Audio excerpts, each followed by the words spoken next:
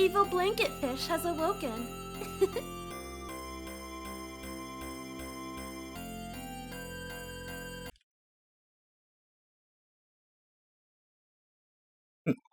Weird. I wonder why it's defaulting to showing my my Stream Deck thing. Oh well. Don't think that's been redeemed yet.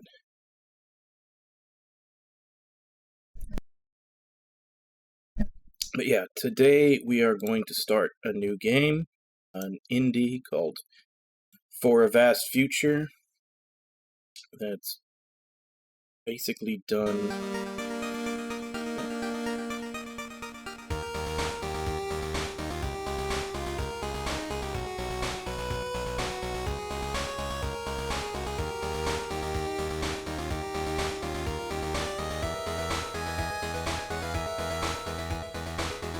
It's weird. Not showing up.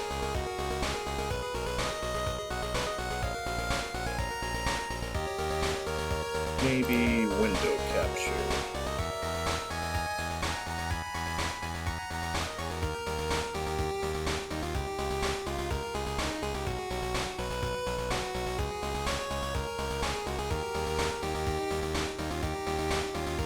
No? Hey Ragnar, how you doing? I had just tried this before I started. Alright, there we go. Maybe that's it. There we go. But yeah, this game is basically done in like a Game Boy style.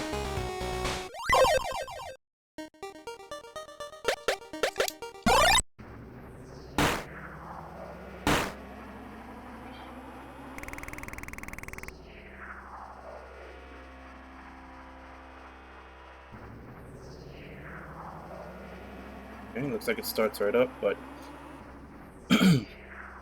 yeah, this game is Retro Games.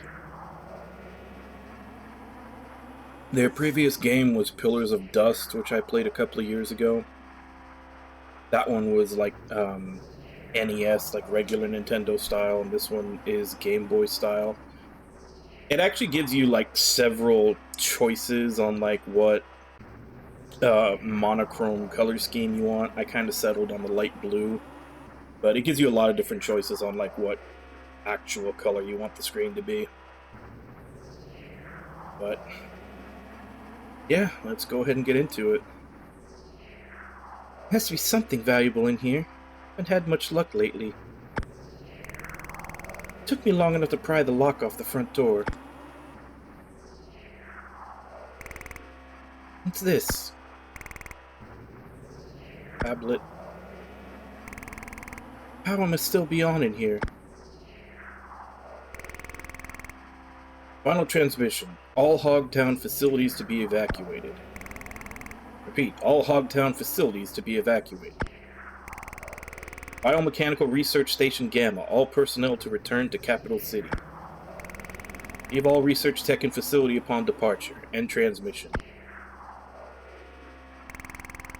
Message must be a decade old. That old medical research facility sounds promising. Good scrap is hard to come by these days.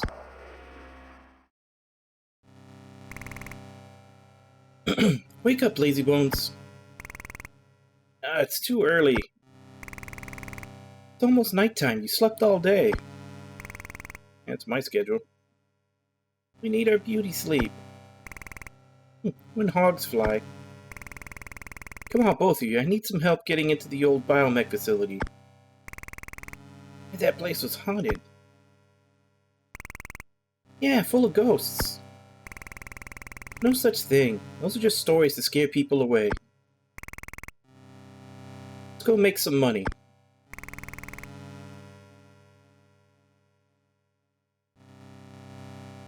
Going by the portrait and the pixel art, I'm still not 100% sure if Shell is male or female. I'm just kind of erring on the side of female.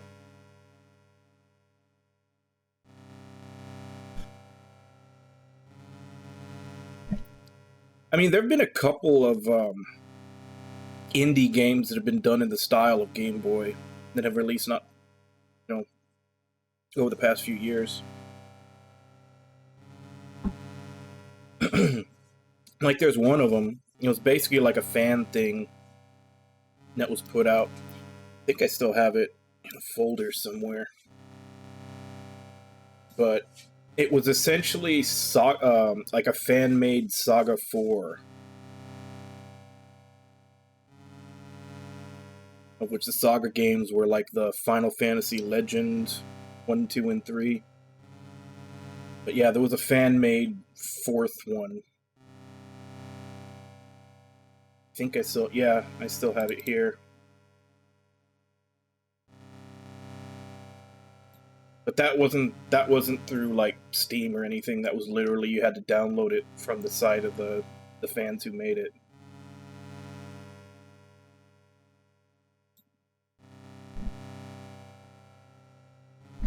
And I remember there was another one. I'm completely blanking on it. But there was another one a couple of years before this game. And that was also made in Game Boy style that came out on Steam.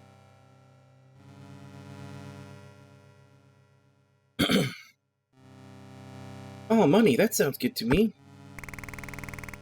Yeah, I'm not as scared when you put it that way. Good, let's go.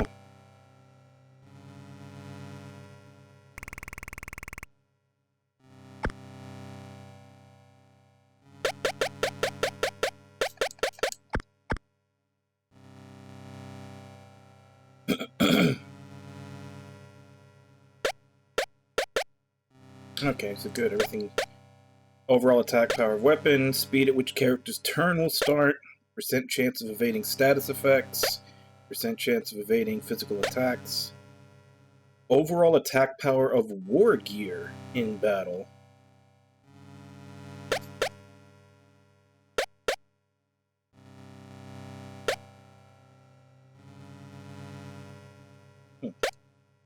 So what's war gear? Is that like their tech version of bells?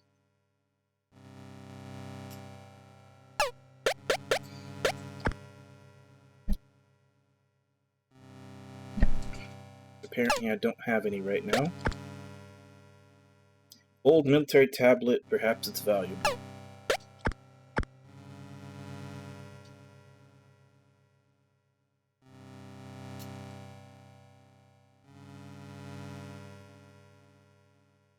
Magi pistol, 30 shots, 6 slots for upgrades.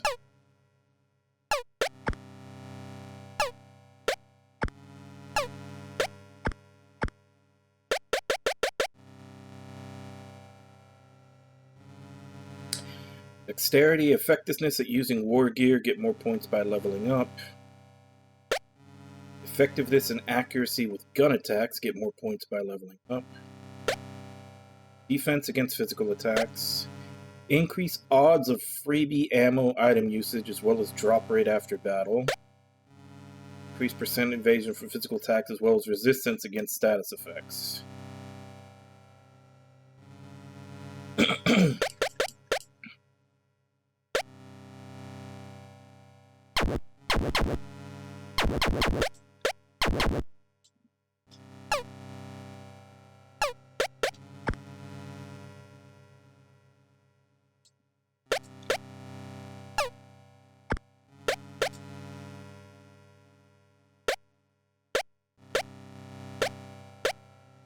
Hey, it's got autosave. Oh yeah, that's what I was saying before. It's got different color schemes.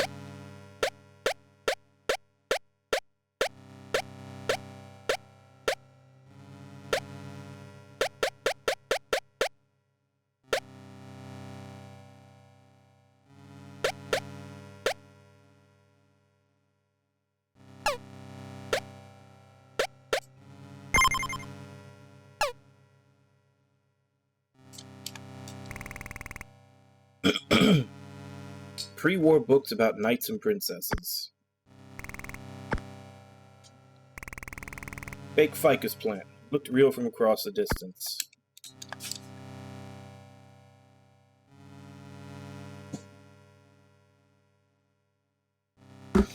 on. Gotta fix a light that Josie just knocked down.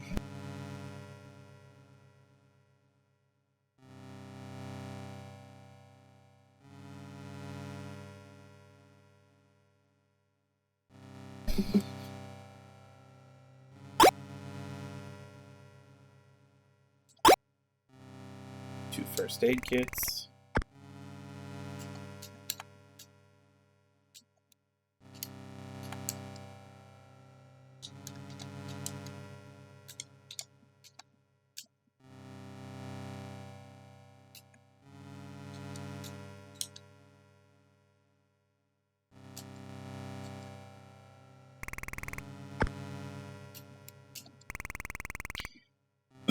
Miss Celia, Shell, where have you been? You had me worried. Everyone's asking me that. I was just taking a walk. You know you must have wandered far from town. Don't worry, Miss Celia. I know how to protect myself. Still, I worry. You kids better not be hunting for scrap again. Garby and Sale are safe with me. There are a lot of dangers out there. I've tried to teach you kids about the world. I know I can't protect you forever, but I'm certainly going to try. Really, Miss Celia, you don't have to worry. We're just going exploring. Better take this. It will help you if you get into trouble, at least. 3 first aid.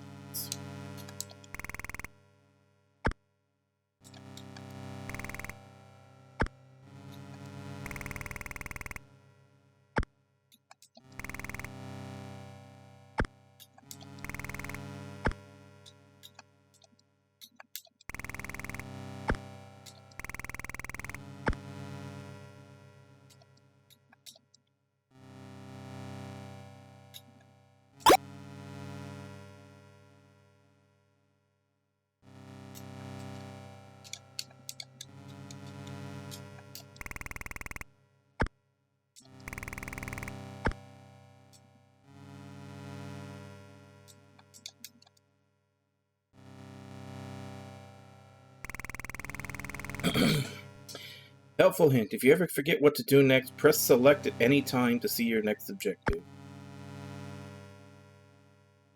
Man, imagine how much more fun Game Boy games would have been if they had, like, autosave and looking up what your next objective is if you ever get lost. Just a lot of the quality of life stuff we have now.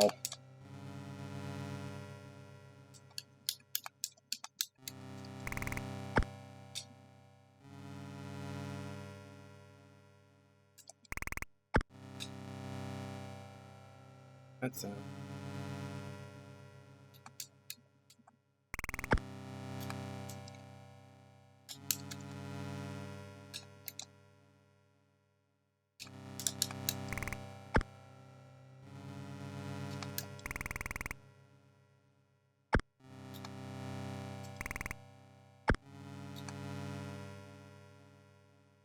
looks like everything we could go to is locked. Biochemical research facility isn't this way. Okay, so it must be this way.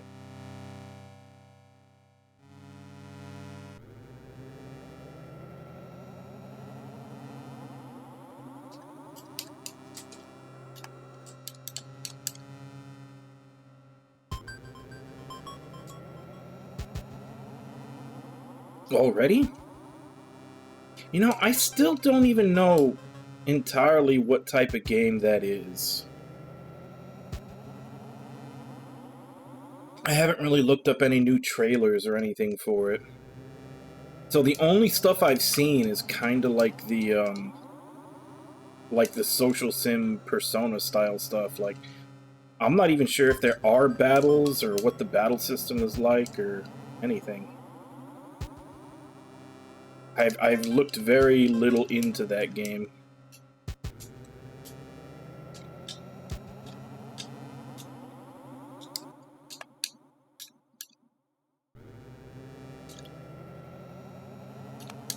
I'm not sure if the battles in this game are random or set.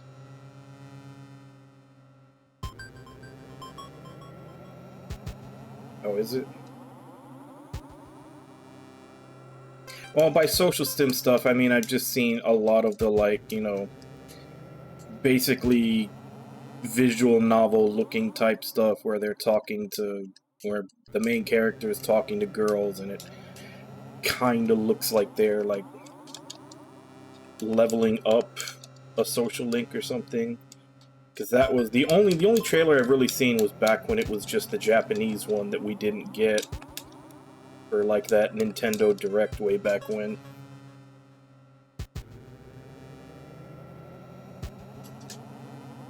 Yeah, hopefully Cry Machina got delayed either to make it better, like to fix bugs or shit, or because they just didn't want to release around other big games. Like, basically, I'm hoping it was delayed for a good reason and not, you know, something pointless.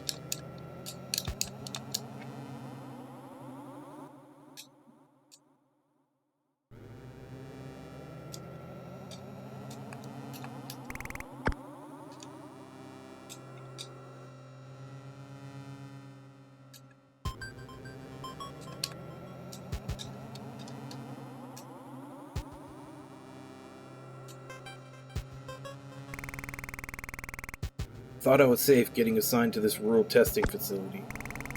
Something happened today. I guess they bombed the capital of Tamello. They were calling everyone to Capital City. I hope I don't have to fight.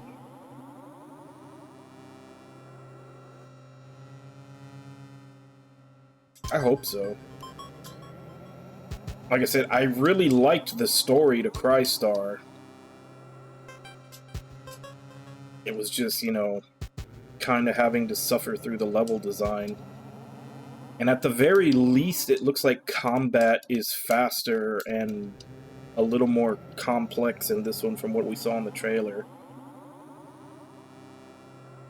So basically, as long as the level design isn't boring and they're still keeping like their same writer, their same level of narrative, I'm looking forward to it.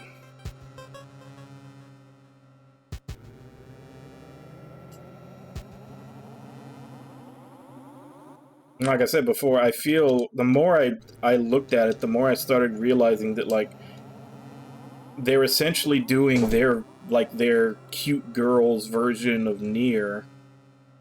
Because even in original Nier, that was a problem. Because I remember I tried to play original Nier, and the gameplay was so bad that I just took it back. Like, I rented it, and I played it for like about an hour. I got to the point where you're supposed to fight the boar, and I was like, yeah, I think I'm just gonna take this back to the store. Yeah, this game came out late last year, and it's in Game Boy style. Hey, Webon.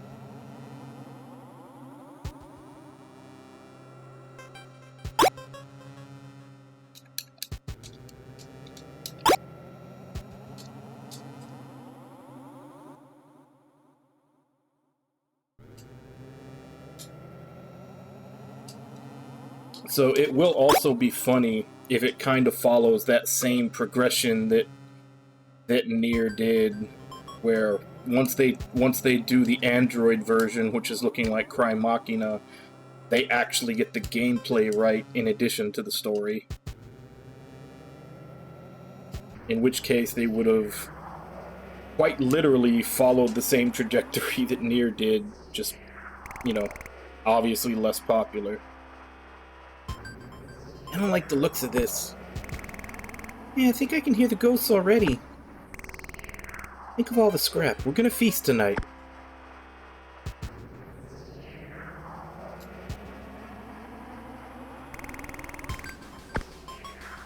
There's a lot of fake ficus plants in this world.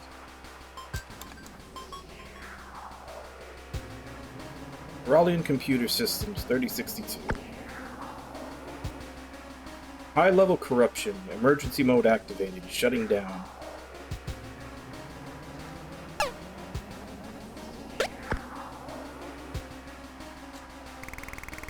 Government memo.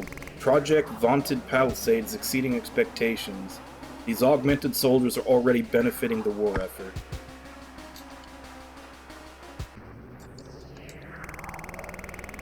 Project Vaunted Palisade is exceeding... Same as the other one. Implantation efforts have approximately 60% success rate at this time. Test subject fatalities are acceptable. Oh, really? A 40% fatality rate is acceptable?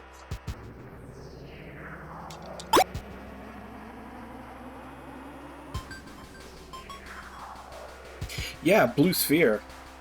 I think I have it on my backlog list. I know I have the ROM for it. Hold on. I can't remember if I put it on the backlog. I might have taken it out because now that I'm thinking about it, I think the fan translation might be only partial. I think I may have taken it off because of that.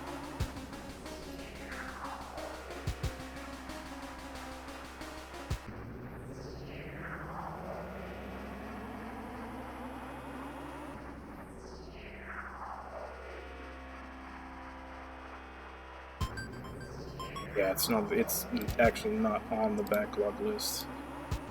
Like I said, I think I might have taken it off because I thought it had a full fan translation, and it turned out to be only partial, like menus only.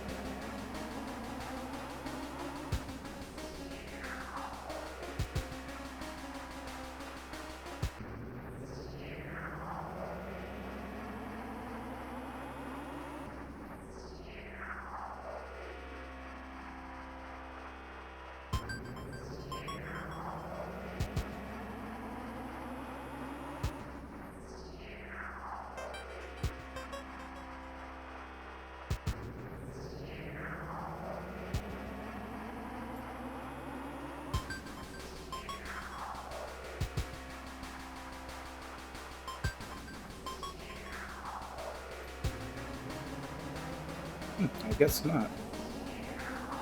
It looks like it is a full translation. Yeah, according to the thing, it says it plays kind of similar to like the old 2D Tales.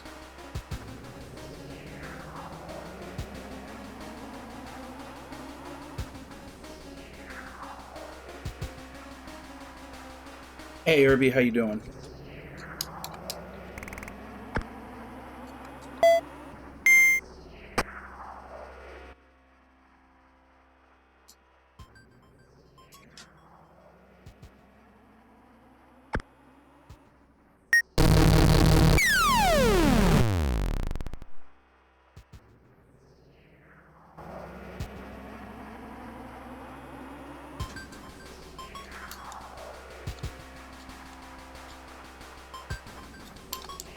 Yeah, that's what I'm saying. Like, I had it on the list for a long time, and I thought that I had taken it off because it turned out to only be a partial translation, but I just looked at it on the site that I get my ROMs from, and apparently, no, it's a full translation. I might actually put it back on the list.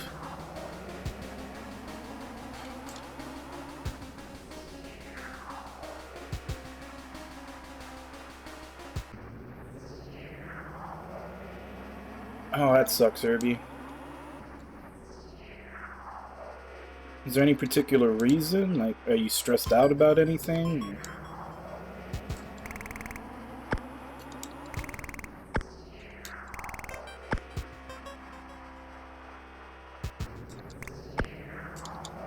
Apparently I can't interact with that piece of paper on the floor. Winding down Vaunted Palisades. Some remaining test subjects will be left behind. Project Vaunted Palisades exceeding expectations. I've already read that one. Still don't know how a 40% fatality rate is acceptable. Aw, that sucks, Irby. Well, I hope you're able to get some good sleep soon to feel better.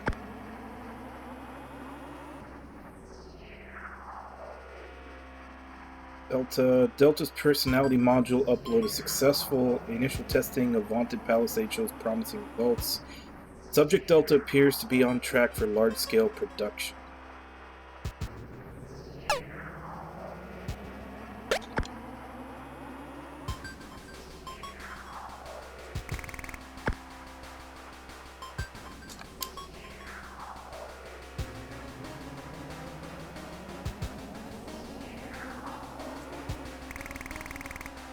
Join the war effort. Defend Seralia. Enlist today.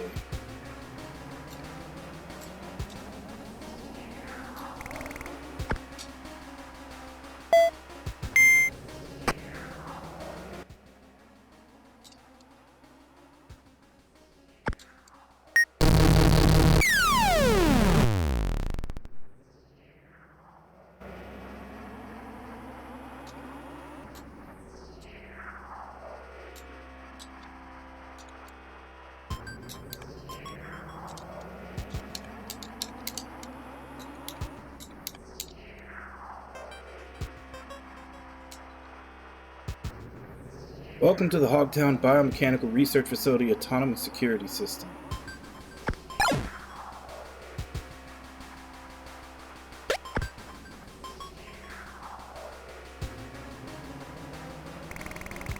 This actually is kind of spooky. The place has been abandoned for years. Told you it was haunted. I wouldn't go that far. What are we looking for? I bet there's some valuable metal in here, even some rare tech. What the?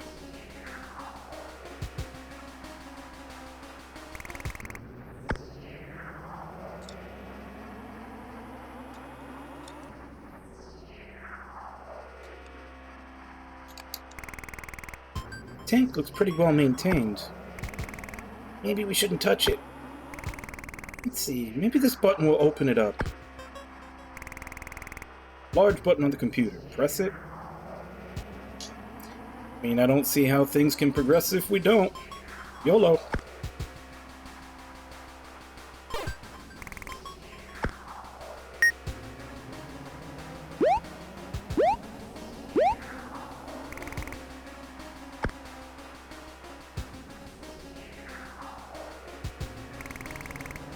I think I triggered the security system. Now can we leave? Oh, you are surrounded. Might be a little too late to be leaving quietly.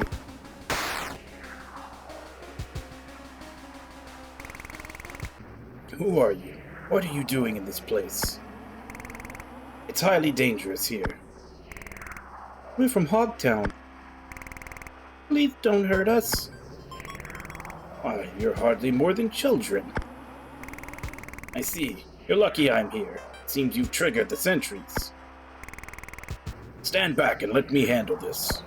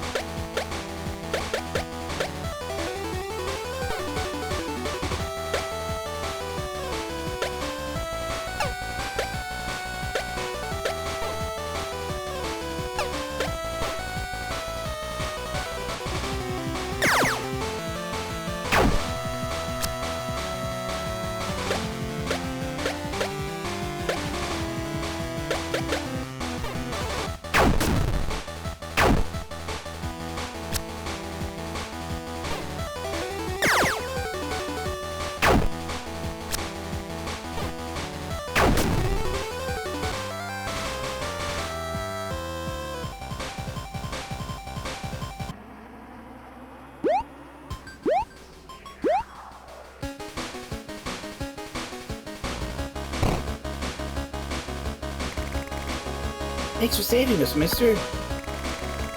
I'm Darius. There's no time to linger. More will be here soon. Come with me if you want to live. Terminator reference. Why should we trust you? It would not appear that you have much choice.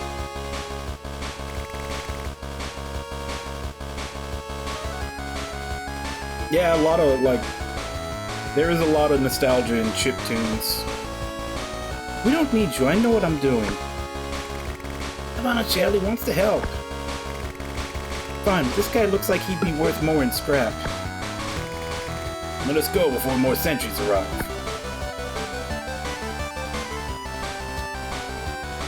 So it looks like we've got our very own Arnold Schwarzenegger Terminator. Different type of ammo.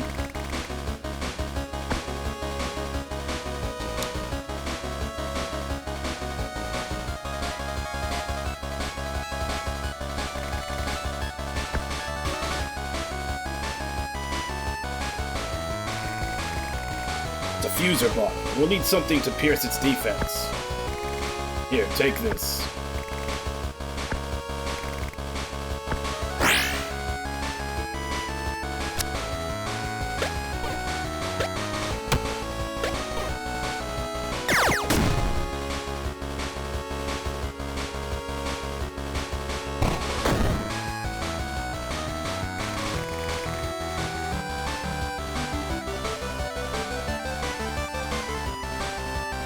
Yeah, that's what I've heard a lot.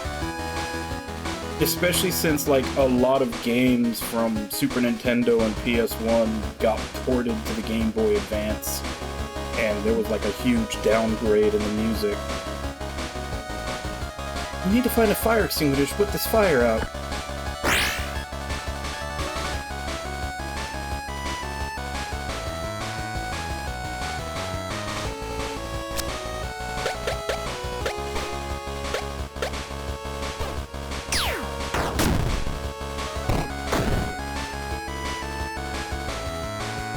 We literally fought the fire.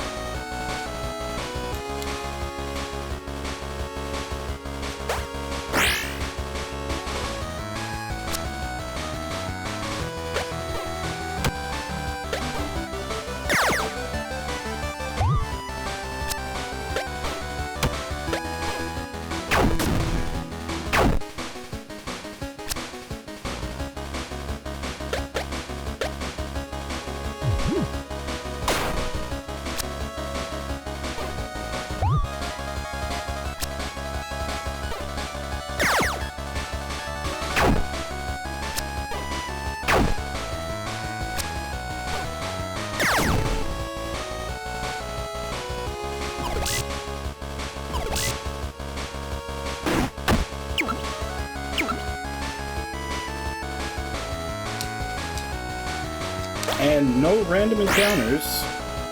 At least not here. I don't know if it's going to be random encounters once we get somewhere else.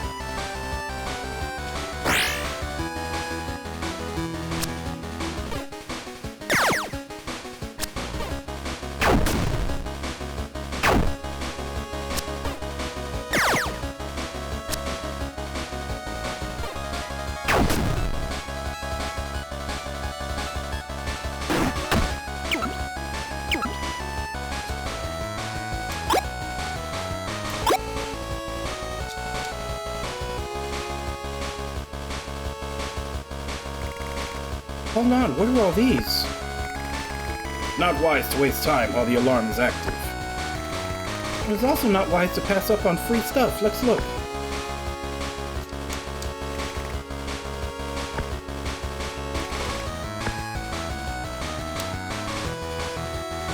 Welcome to the Hogtown Biomechanical Research Facility Autonomous Security System. Unlock emergency munitions. What's the memo? Due to emergency conditions, we have relocated as many munitions as possible to the Hogtown gate. Remaining items will have to be left behind.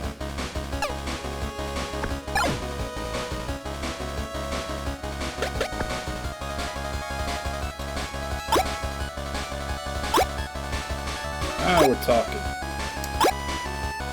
Grenades, Molotovs, zap grenade. Alright, now we're on to the teeth.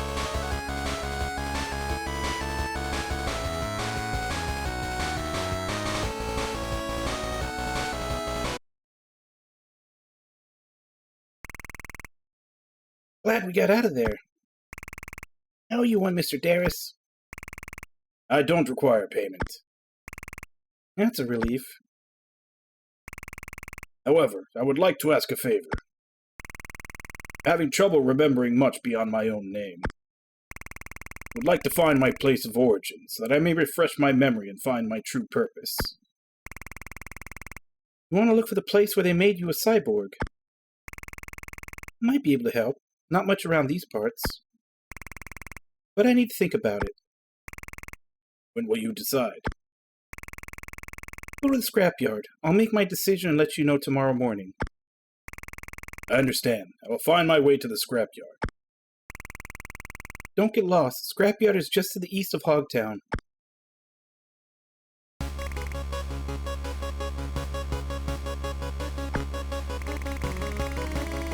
I've never seen a real-life cyborg before. I thought they were all destroyed after the war.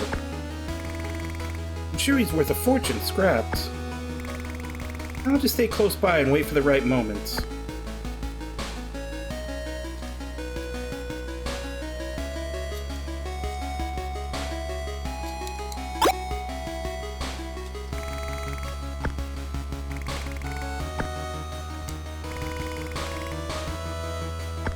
Nutritional cubes and energy drinks.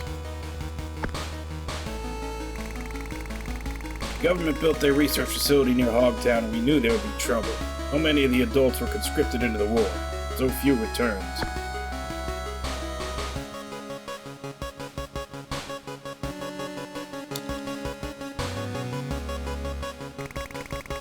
Daddy was a powerful warrior.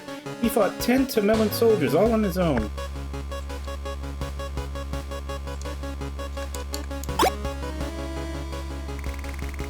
Sometimes I still think the soldiers will come home. They were so young.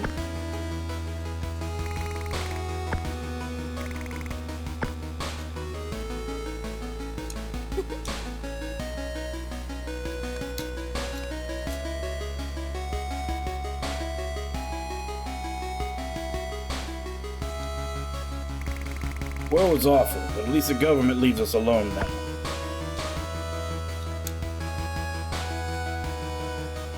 Mayor's office.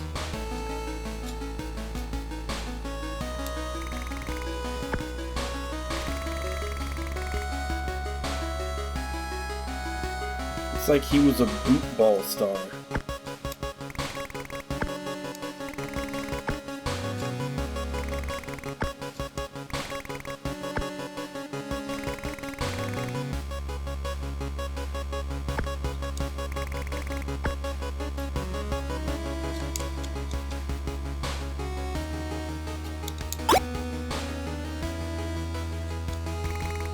Leaving town, Shell? Yes, not much left for me here. When I became mayor of this town, I wanted to create shelter from the aftermath of war. Peaceful reprieve for those returning from the front lines. Of course, many of the residents are orphans of the war like you, Shell. You grew up strong, independent, self-sufficient. You were always determined, stubborn even. Reminds me of myself in a way. Here, take this. It will help you more than it will help me. Remember, the world is a cruel place and resources are scarce. Stay safe out there. Thank you. I'll never forget Hogtown.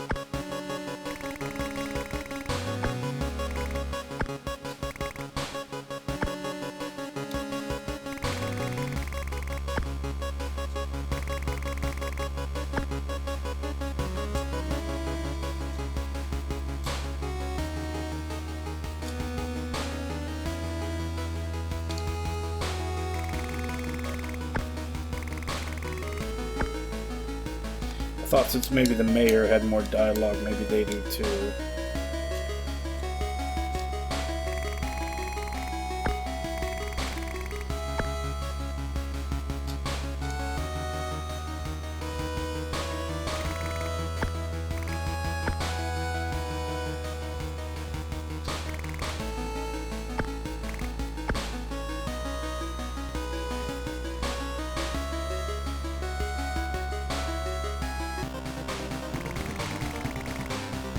If you don't have any upgrades, come back when you find some.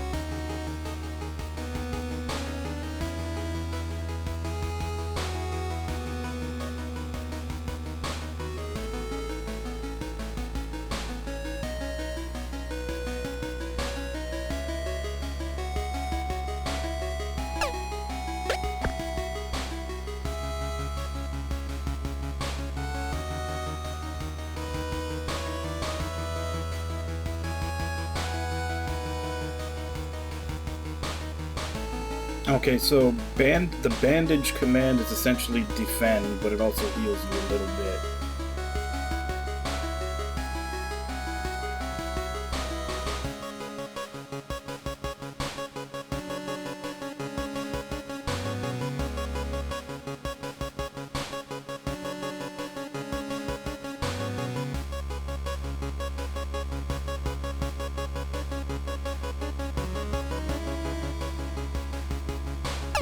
Pretty much. Skills are passive abilities that you may spend SP on to increase, allowing for some character customization. Most skills have a cap of 15. Check the remaining tab on the right of the skills menu to see how many more levels are allowed.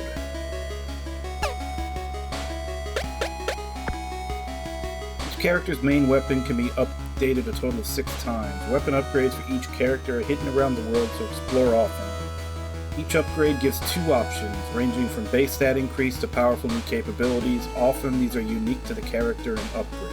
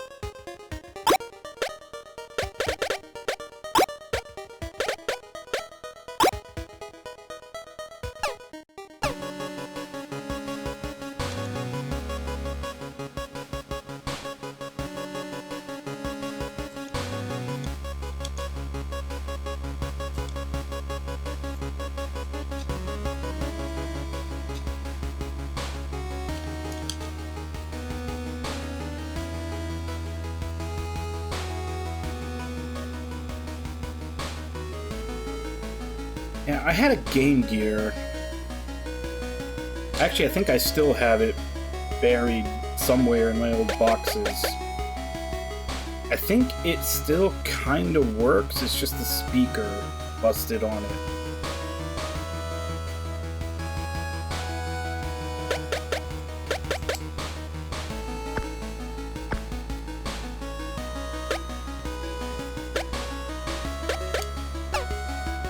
Don't have any SP.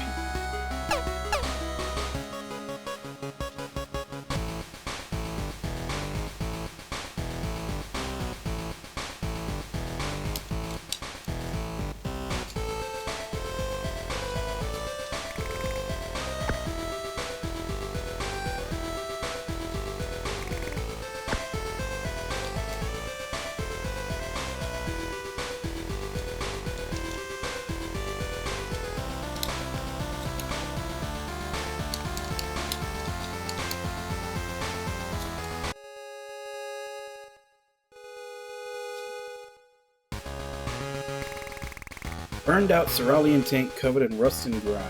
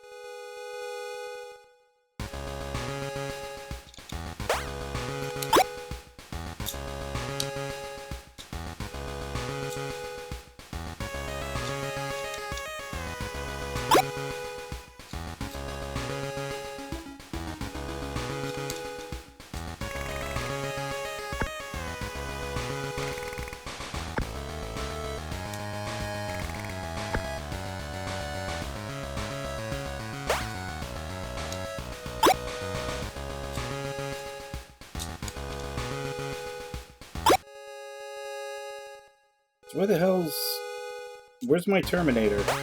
I'd kind of like to get him before I start fighting stuff so he also gets the XP.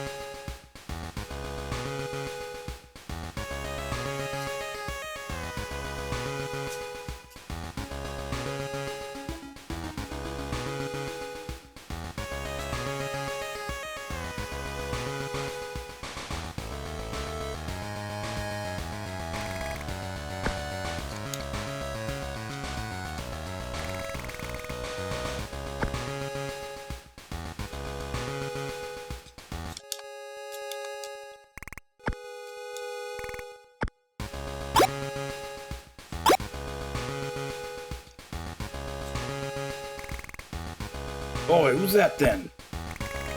It's me, Earl. We've got some interesting tech for you.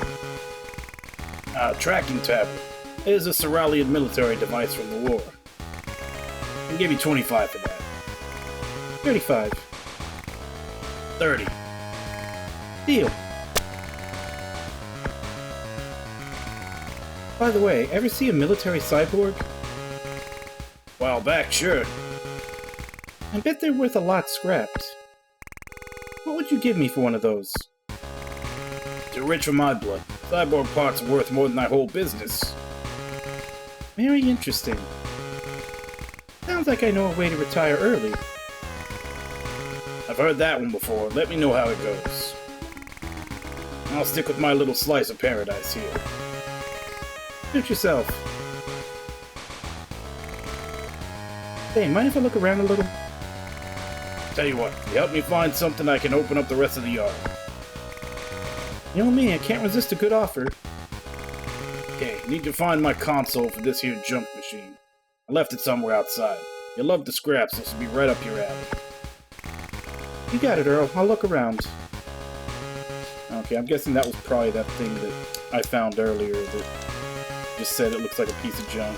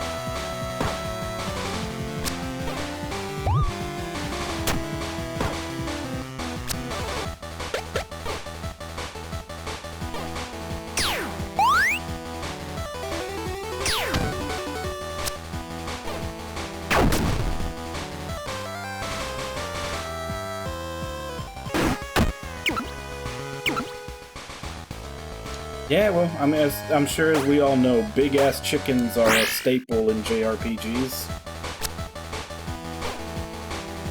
Carnage Shrub. Pigigantus is what it's called.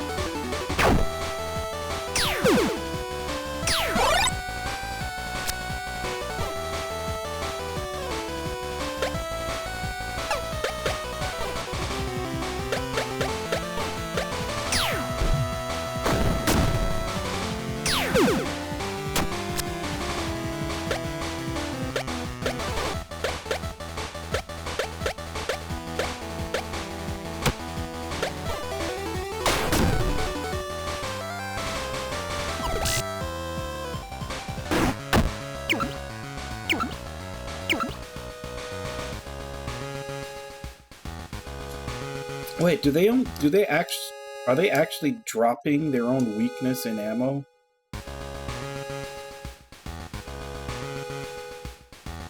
Because I hit it with burn ammo, and it said it was its weakness, and that's what it dropped. So I think last time I fought these, they dropped shock.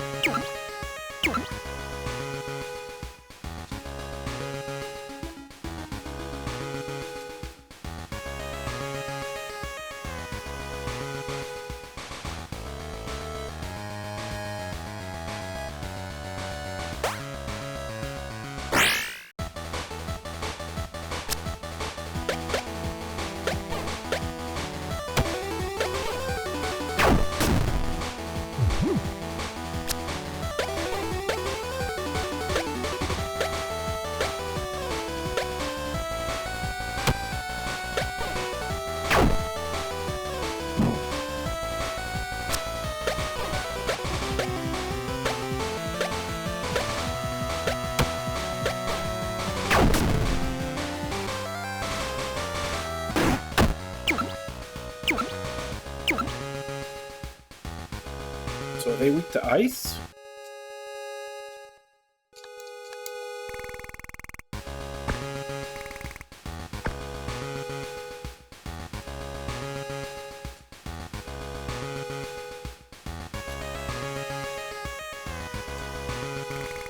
That's a pot. Let me try it out.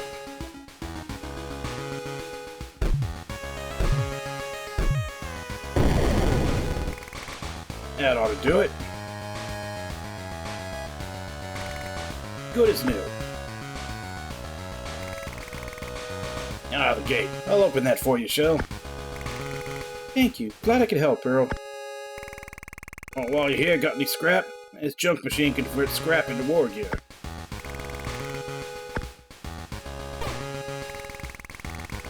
Let you craft war gear, how many you ask? Read schema. Schema or blueprints to tell the machine what to make. Provide the schema and the ingredients to create an item. The machine will then spit out the war gear as long as you have the ingredients. 3 main ingredients that are dropped after combat. Scrap is most common, gears are less common, and the rarest, crystal is used for the finest war gear scheme. Pretty neat, huh, kid? I'll say, now I can turn my scrap into something useful. Good, kid. Here's a couple of schema to get you started. Grenade. Throwing knife. First aid. Oil barrel.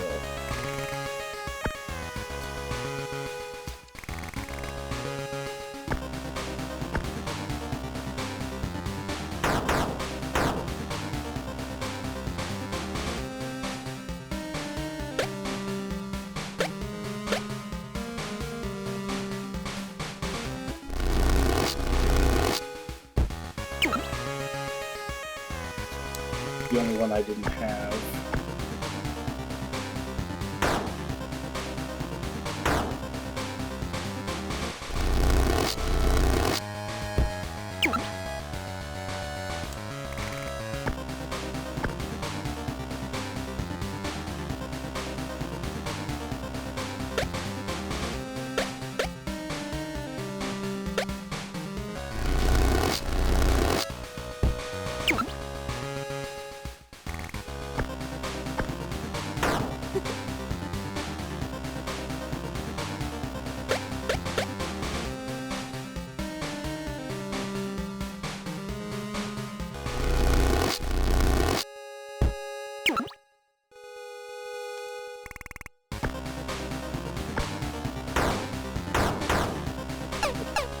out of scrap.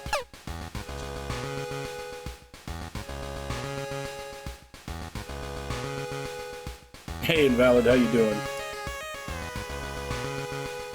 Yeah, Kaz requested that I add that one in there. It's from one of the Fallout games. I forget which one he said.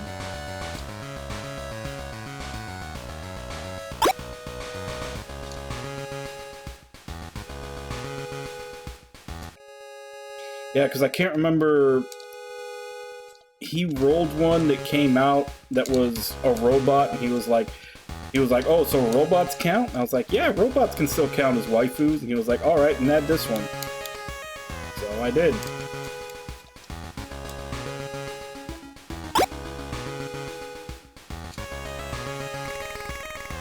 Glad you accepted my invitation to meet.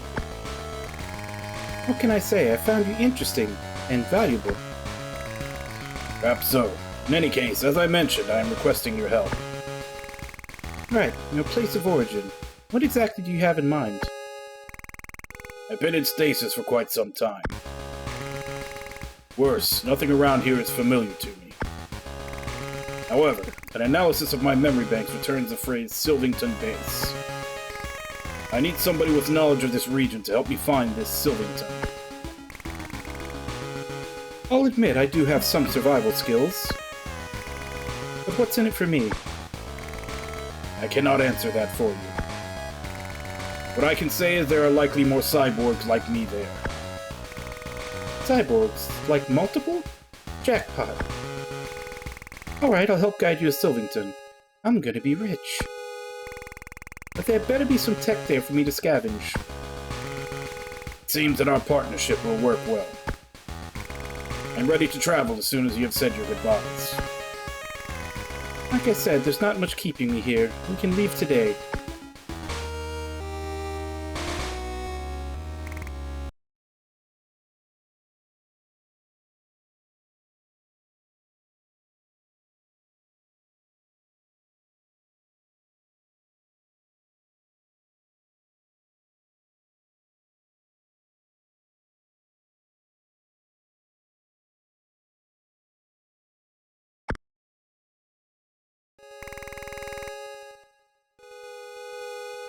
I don't remember. Let me check. I'll check the folder.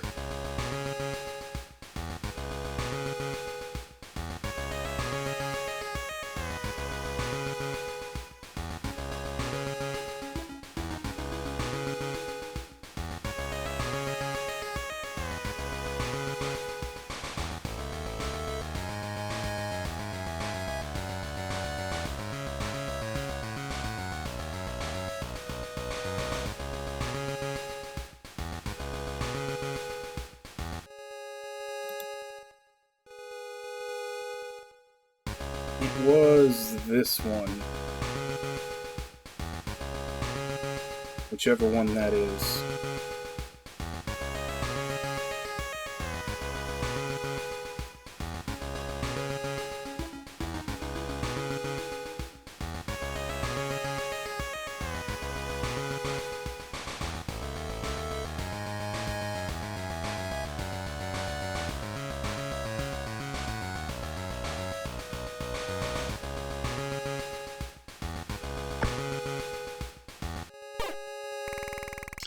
After battle, each character receives SP. SP can be spent to increase proficiencies. In the skills menu, you can allocate SP to level up a proficiency. You have complete control over your party's progression. Experiment.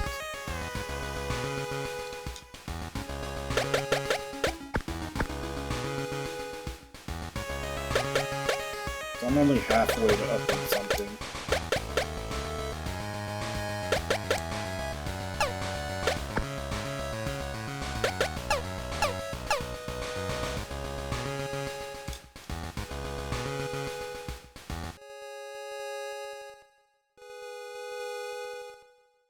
I don't know, the picture they gave me didn't actually have a name on it. It just says Mecha Digimon.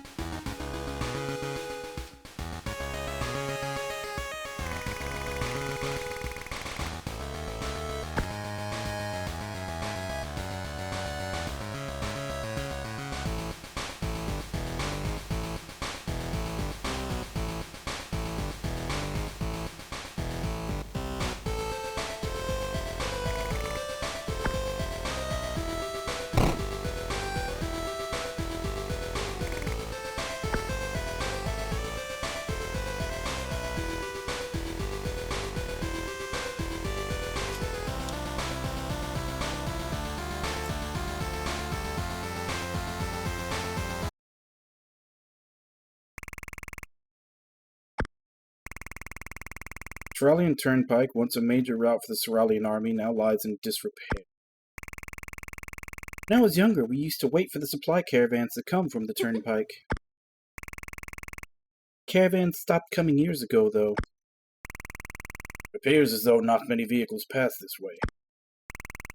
Like I said before, though, I don't miss the soldiers.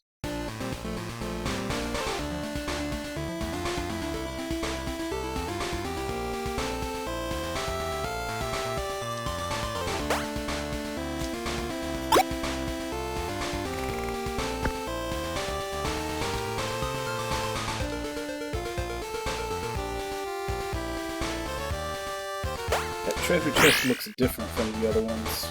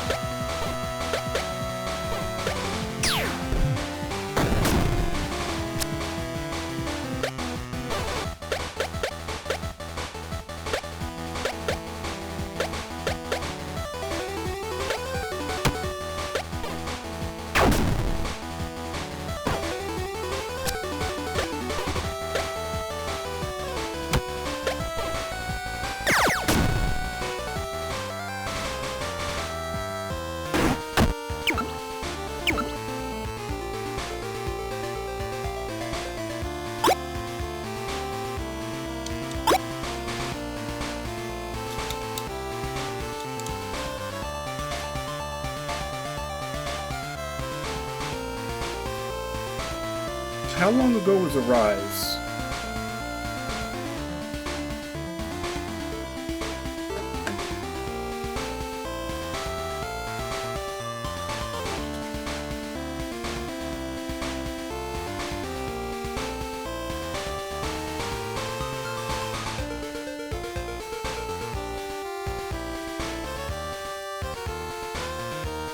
Why does it not have a release date when I look it up?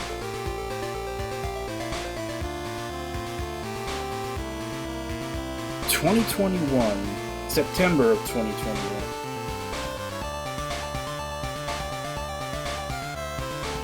I mean, if we're talking about the, like, I want to say the PS3 gen of Tales, and yeah, we should already have another one by now.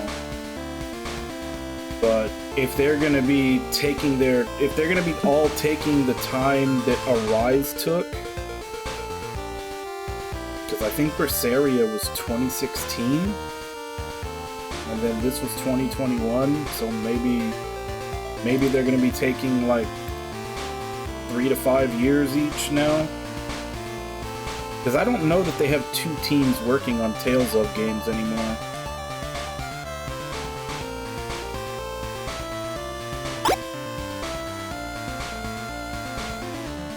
Schematic.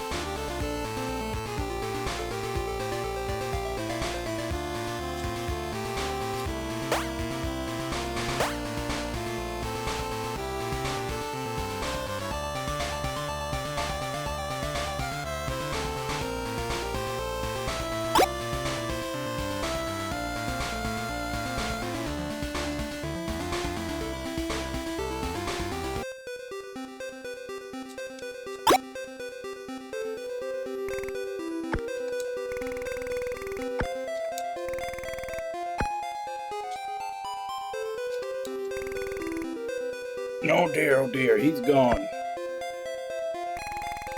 My dearest friend, my Bobby doll is missing. Can you find it for me?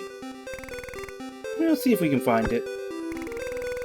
I last had him when I visited the scrapyard. I hope he's okay.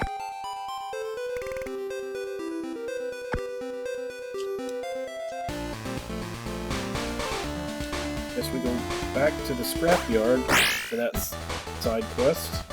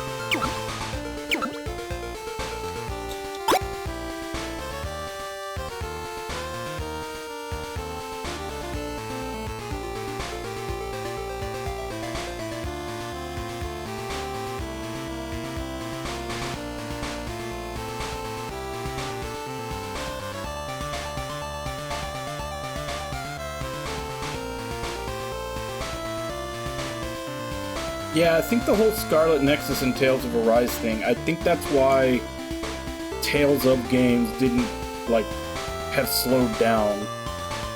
Because originally they were releasing one, like, every year and a half to 2 years.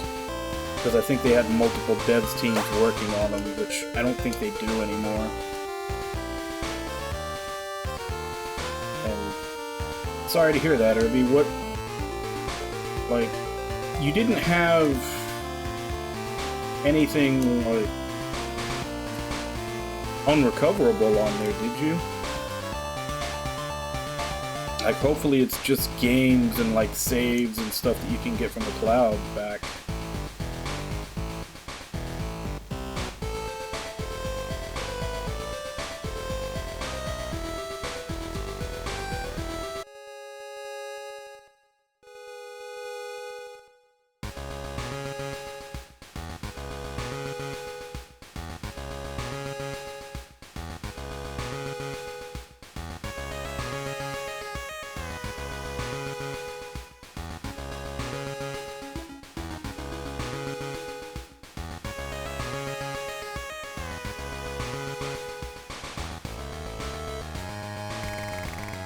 doll. This has to be the one.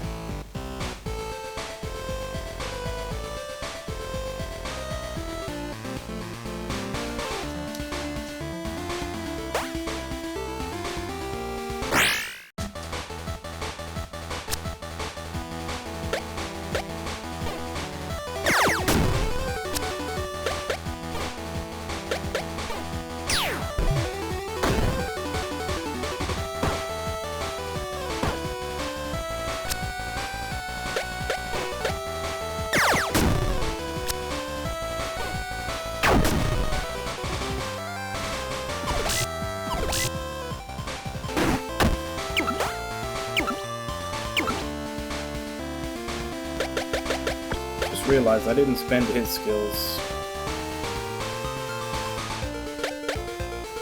Let's do one more, so I can spend two.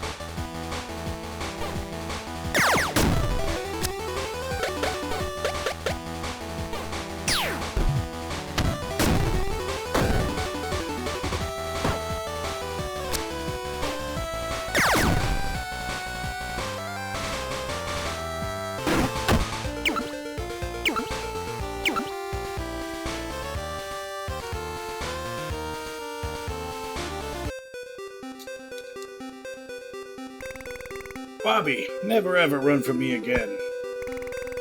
So grateful he's back. He's my best friend after all. Here, take this as a token of my appreciation.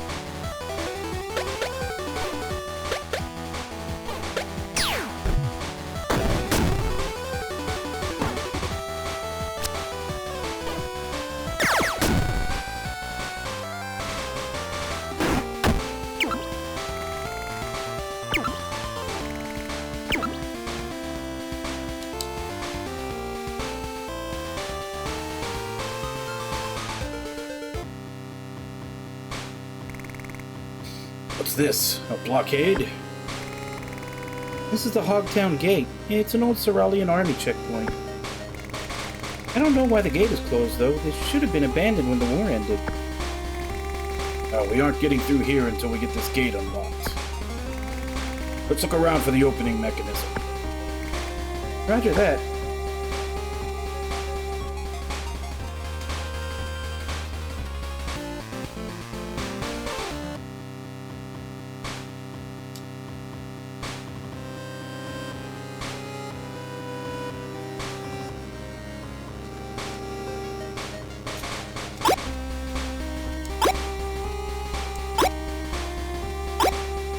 Must be the medical tent.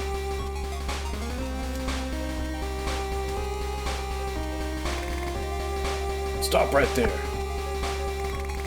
Keep your hands where I can see it. You can do one of your special robot moves anytime now, Darius. It appears to me that the best possible outcome will result from doing as the stranger says. Useless. Enough. I warned you. You want to start something?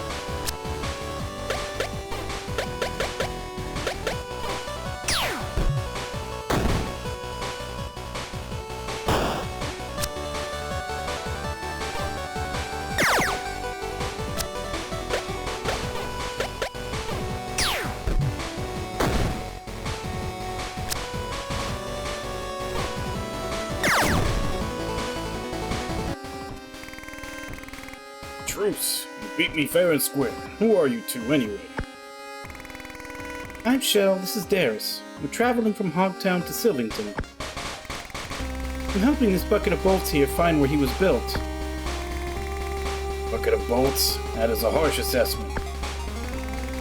Whatever, he wants to find this Sylvington place and I'm helping him. Lance Corporal Tarnstrom, at your service. Fortunately for you, it's my duty to guard this gate. I'm operating under a strict directive. Nobody in or out. The war ended years ago, you know. But my watch has not ended. It probably should have. I'm wondering if that was supposed to be a Game of Thrones reference. That his watch has not ended. I haven't received my orders to relinquish my post. Can't you make an exception just this once? No can do, little lady. Guarding this gate is my sworn duty. Might as well do the best I can. So you can't just look the other way? Nobody in or out. Got it. Oh, could you at least let us go? You're free to leave, but I'll be watching you. Rats. Darius, what do you want? What do you want to do about this guy? I propose that we offer him a compromise. We will need to convince him that he is no longer required to stay at his post. Then he may allow us to pass through the gate.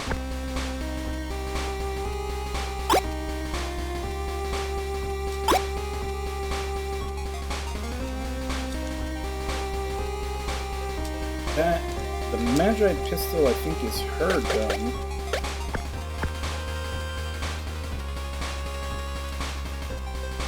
His is the grab gun.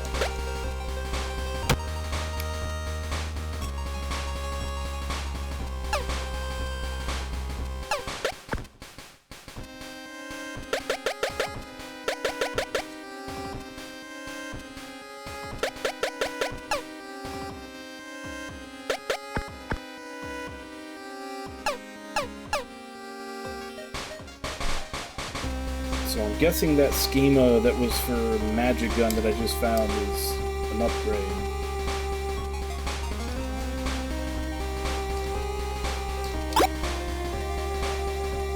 TNT.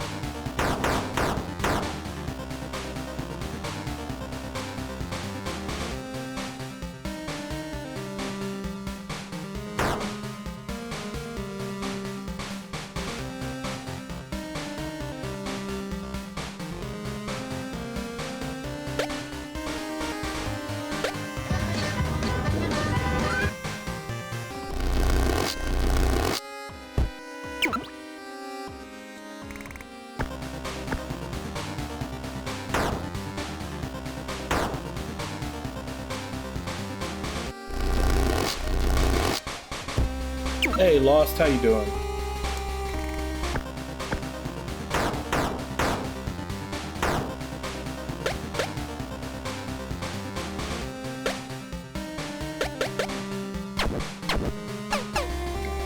I'm out of scrap.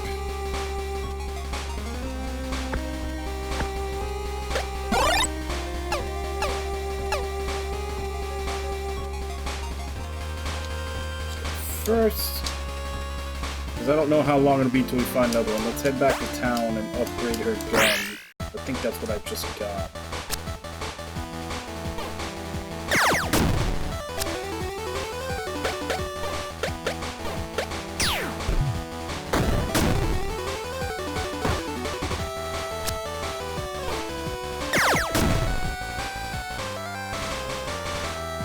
Oh yeah?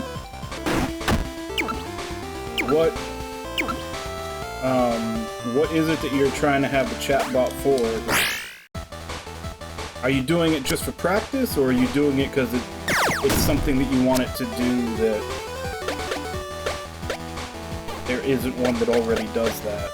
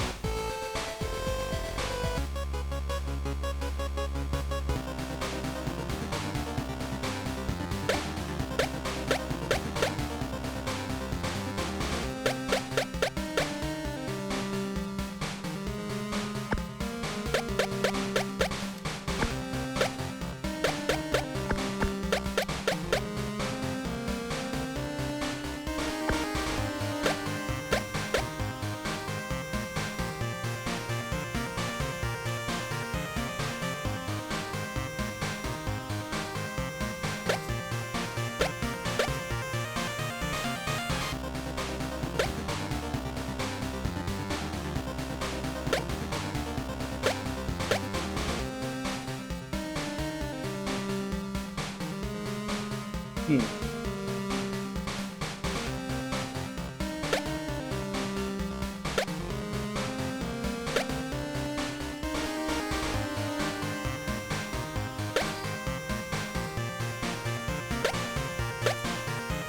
I guess I'll go for the accuracy.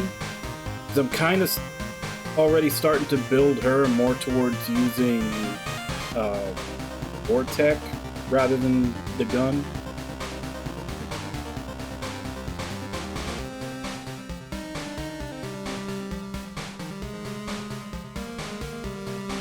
Oh, I mean, up until Xrd, I was 100% into the storyline on Guilty Gear. I kinda only fell off it just for the fact that that was around the time that I stopped playing fighting games. Because it was, hard to control my temper playing them. But yeah, I was very much into the story of Guilty Gear. I haven't, like I said, I need to catch up on the story from Xrd through now, which is Strive.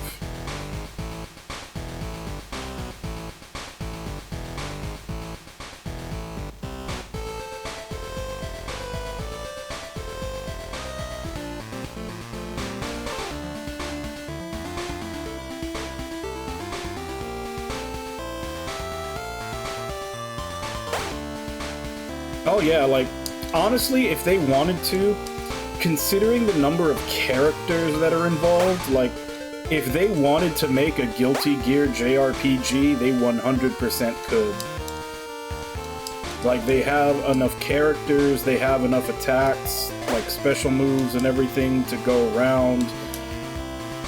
And if they take the story from basically the beginning till now, like, they could probably make a good 30 to 40 hour game out of it.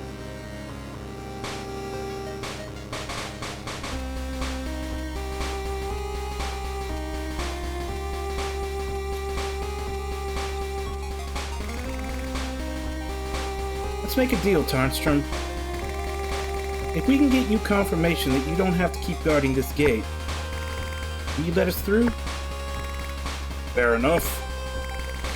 I'll admit it gets lonesome guarding this gate. You're two of the first humans I've seen here in weeks. This bucket of bolts human? I am more human than not. Anyway, we'll be back. I'm sure there's something around here saying the war is over.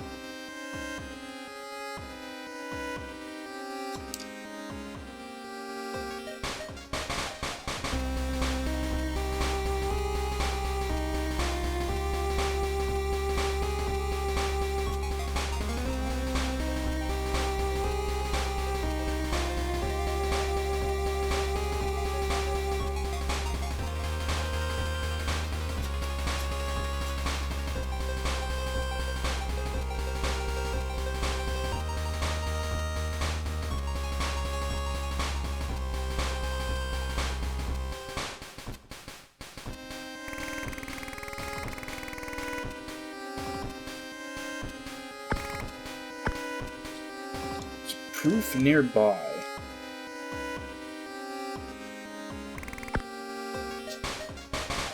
I guess maybe in that locked place it was here before.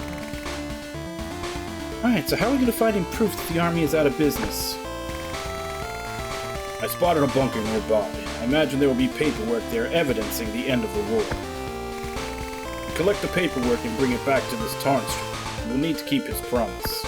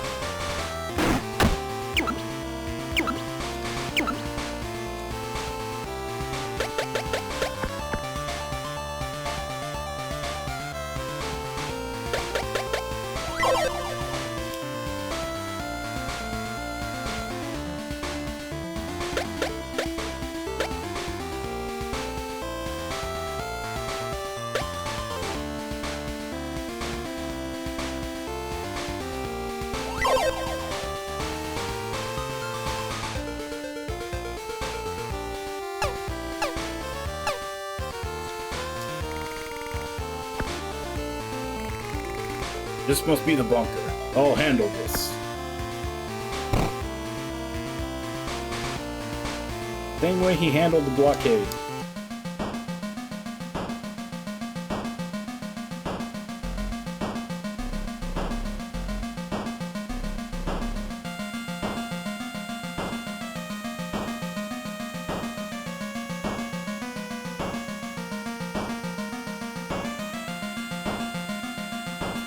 All troops stationed west of Greenspring are recalled to Sylvington Base effective immediately. A ceasefire has been signed. All existing orders are superseded by this order. Need all troops to immediately return to Sylvington. This looks like the one. That was quick. First place I checked.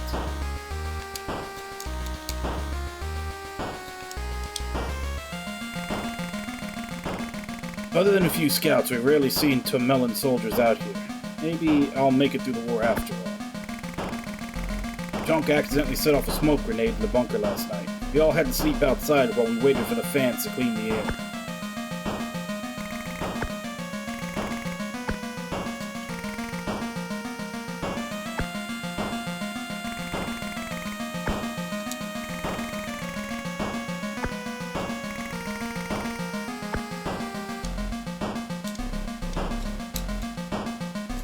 Doesn't look like there's anything else in here.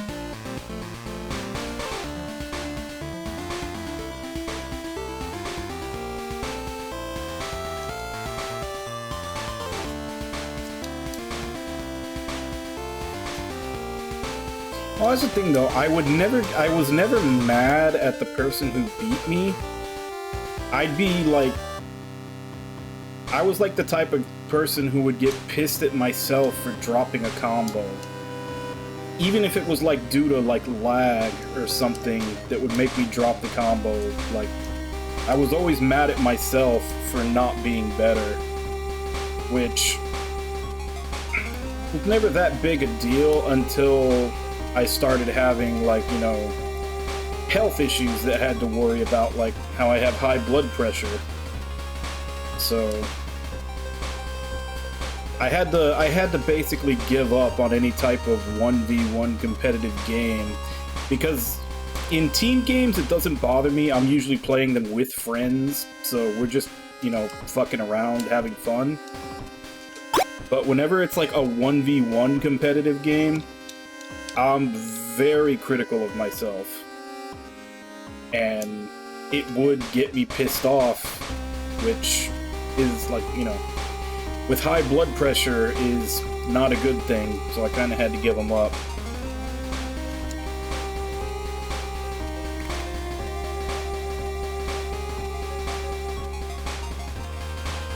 Here. What's this? This printout contains orders that we were sent out years ago. The remaining soldiers at Hogtown Bunker C1 were ordered to return to Sylvington Base. Why did I not receive these orders? Recall now the convoy's passing through here from Hogtown. Maybe nobody bothered to tell you. I don't know what to say. Gave my entire life to the army. Well, the first thing you could do is let us through the gate. Deal's a deal. I'll open the gate, just this once. I'll warn you though, next town on the turnpike is Greenspring. I'm not sure that's a place you want to visit. Are you going to come with us, since your watch has ended and all? I'm letting you through, but I'm not abandoning my post. Until I receive these orders directly, I'll maintain my position. Your loyalty is admirable. I'm not so sure about that. Anyway, nice meeting you, Tarnstrom. Maybe we'll see you again. Farewell.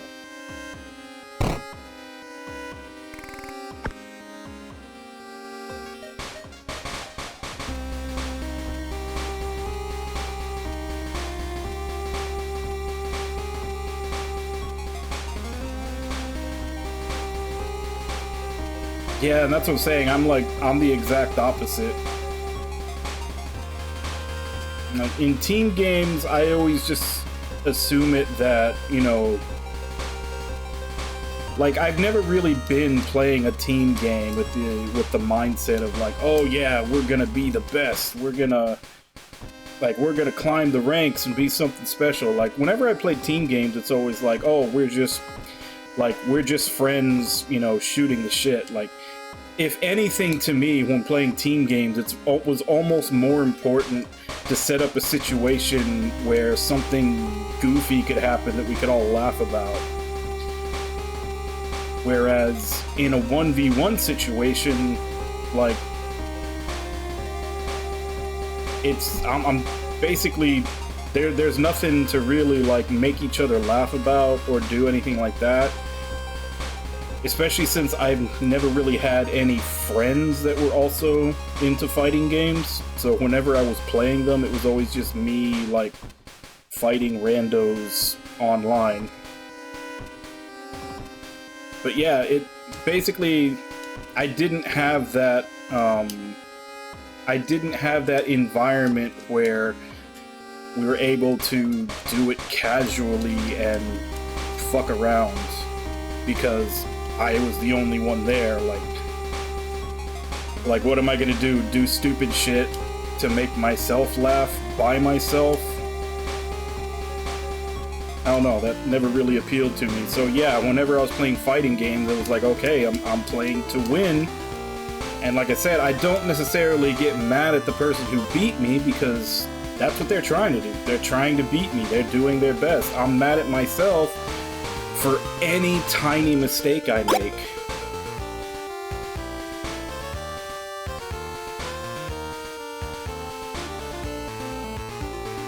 I mean, I had friends that were into fighting games in high school, but once we all kind of went our separate ways, I guess I never really made friends that were big on fighting games after that. So any time that I would play them, I was just playing against strangers online.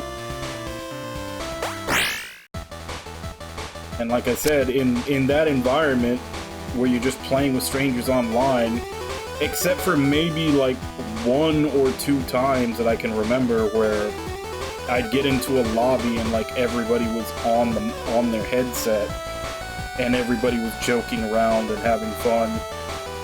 I can probably count the number of times that happened on one hand, but most of the time it's just, you know, it's just random people queuing up, no headset, nothing, nobody's talking, you're just fighting. And like I said, like, in that kind of environment, the only reason you're playing is to win, so I would be overly critical of myself.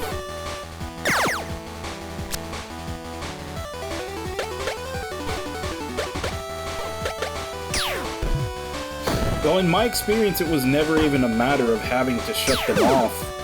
Everybody was just always quiet.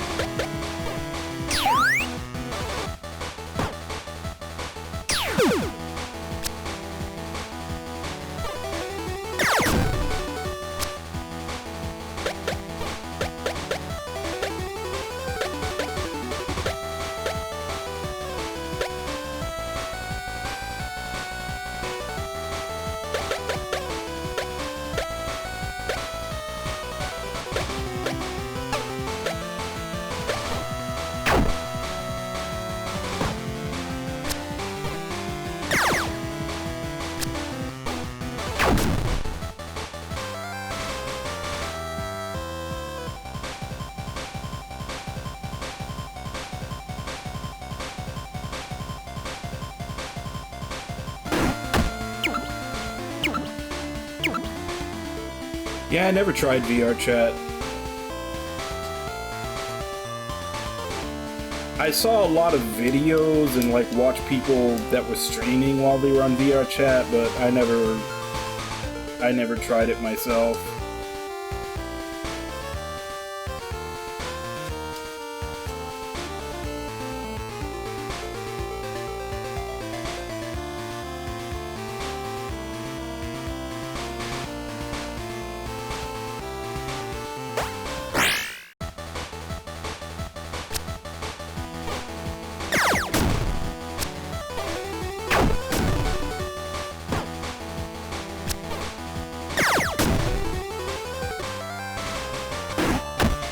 Oh, did you have one of those moments where you insulted someone and thought that you were not on voice chat and everybody heard you?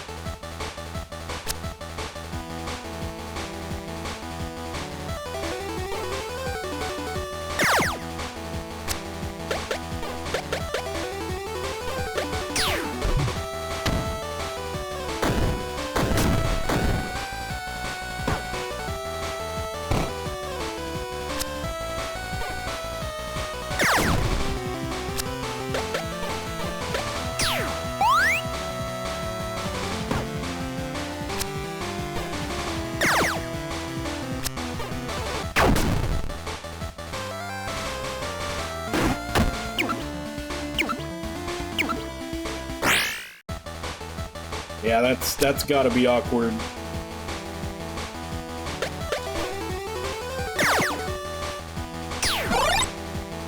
Especially depending on how bad was the thing that you said.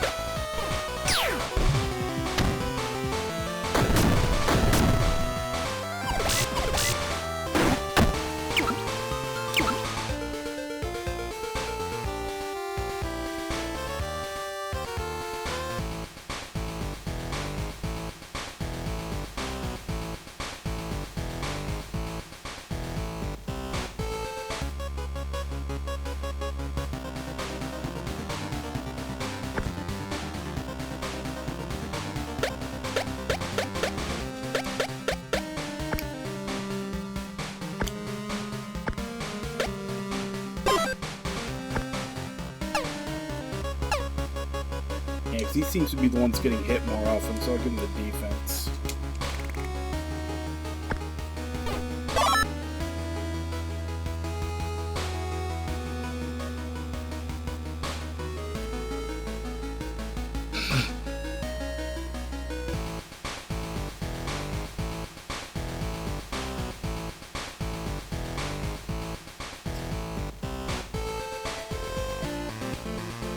So do you think his parents had to, like, write a letter to Nintendo about how terrible Mario Kart is by subjecting her poor young son to this horrible language, this horrible un-Christ-like language? You think Nintendo got a letter about you from them?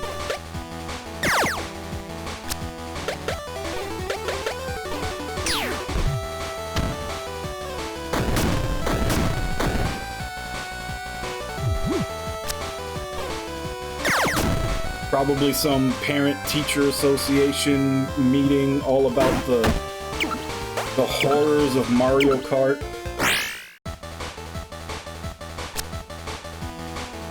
It's actually kind of funny.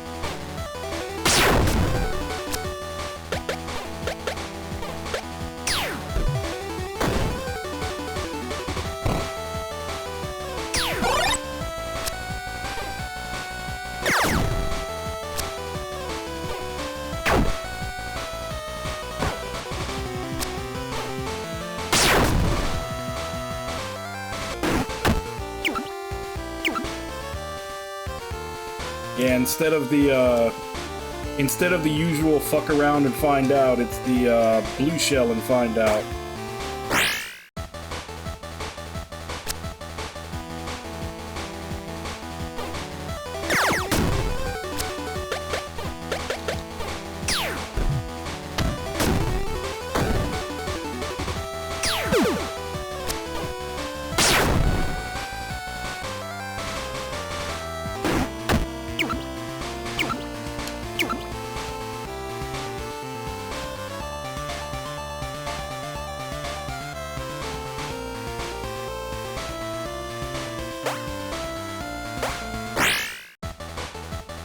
I think it also depends on the system, because I've always basically been PlayStation,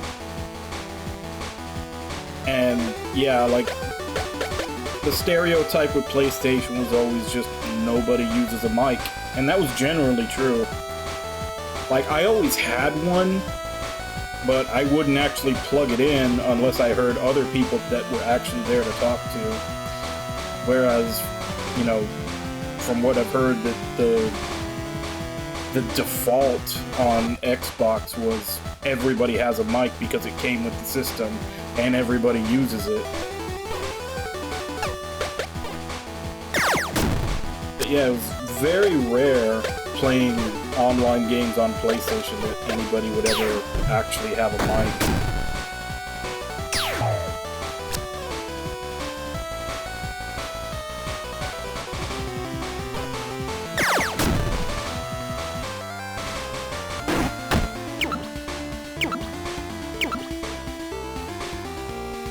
Hey, one of the three main reasons why I started streaming in the first place. To play all these all these basement dweller single player games that I play while actually having people to talk to.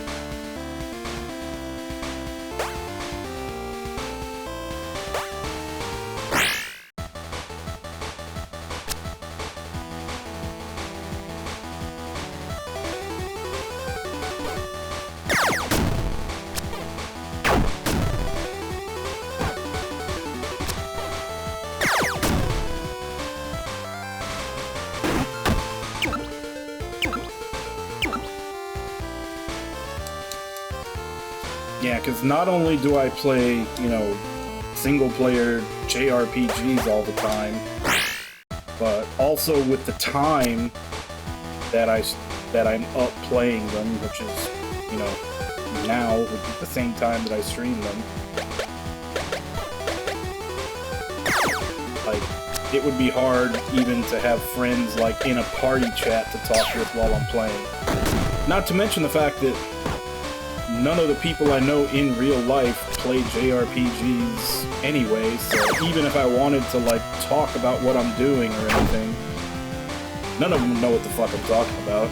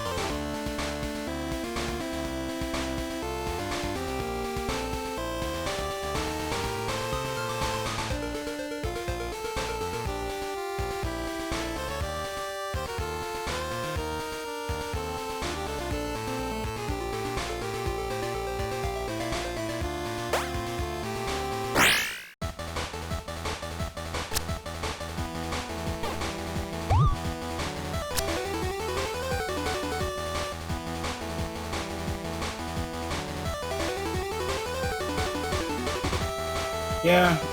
Well, I mean, a lot of the really trolly stuff people say, they won't say in person, just for the simple fact that, you know, you have someone right there to call you on your bullshit.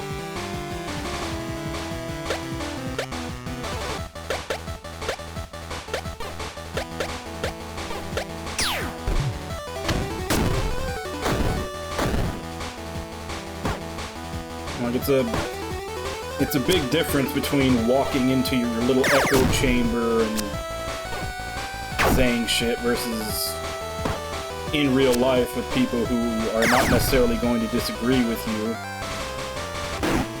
or not necessarily agree with you. And a lot of the tricks to win arguments online sure as hell don't work in real life, because that shit can get you punched in the face.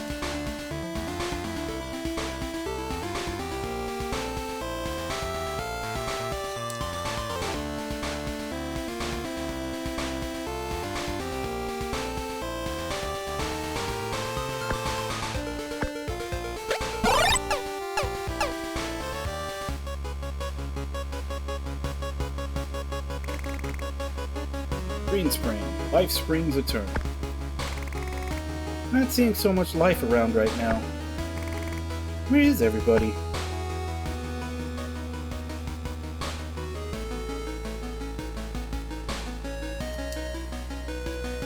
Oh man, Granted, it's not like that anymore because now the big thing is Persona, which isn't as bad. And that's mostly just because Final Fantasy hasn't had a really popular entry for a while. Like, everything from 12 on has been pretty divisive. You have people that like them and people that hate them. But I remember so many times as a kid, teenager, and early 20s having the exact same conversation, word for word. Like, people find, like, you start talking about video games, people are like, oh, what type of games do you like? And it's like, oh, I play a little bit of everything, but mostly my favorite are JRPGs. Like, what are those? And it's like Final Fantasy. Oh, okay, I like Final Fantasy. Like, I have had that conversation hundreds of times, word for word. To which nowadays, like I said, I'm pretty sure Persona would be, like, Final Fantasy would be replaced with Persona. At least until Final Fantasy gets back on track to the point where they're super popular again and everybody agrees that they're really good. But I don't see that happening anytime soon, and even if it does with 16, they're more action RPGs now than anything.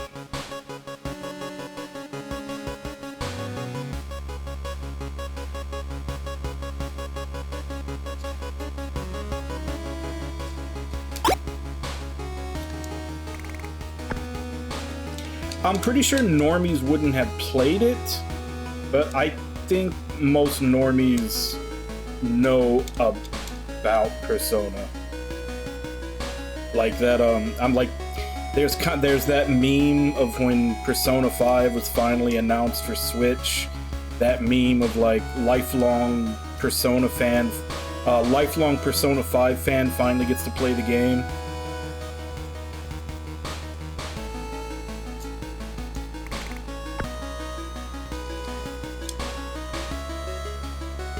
Like, its popularity extends out from just having played the game at this point.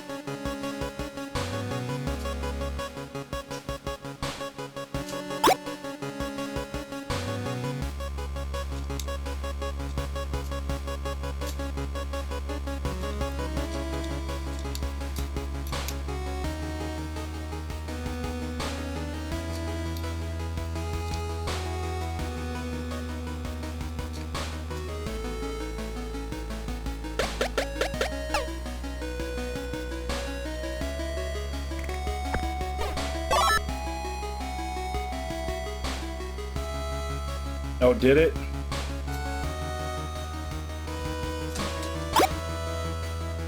Insta-taser.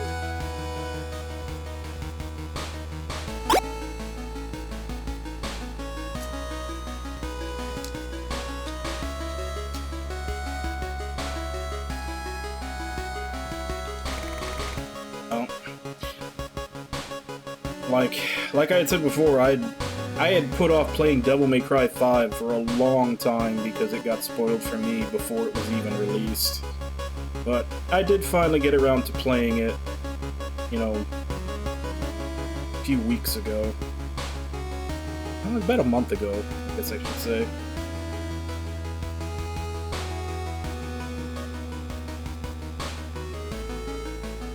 No, in my case, for Devil May Cry 5, I was spoiled by YouTube. Because some content creator got the game early, like a week before it was released, and started putting out videos. And he had spoilers, you know, in the video titles. And because I was really looking forward to the game, and I was watching all the trailers and all the stuff leading up to release, YouTube was like, oh, you want to see all this, right? So all of them just show up on my front page on YouTube. And like I said, there are spoilers in the titles. And this is like 3 to 4 days before the game is even released.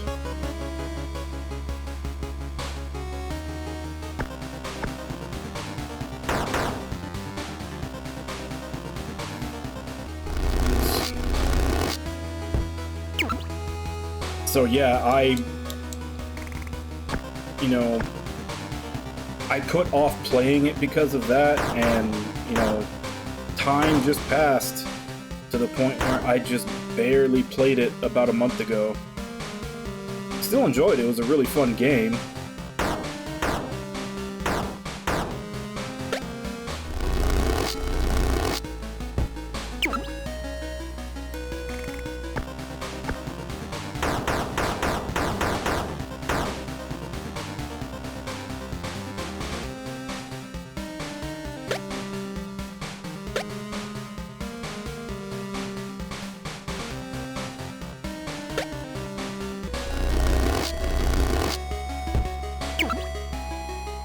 Those will be for bosses.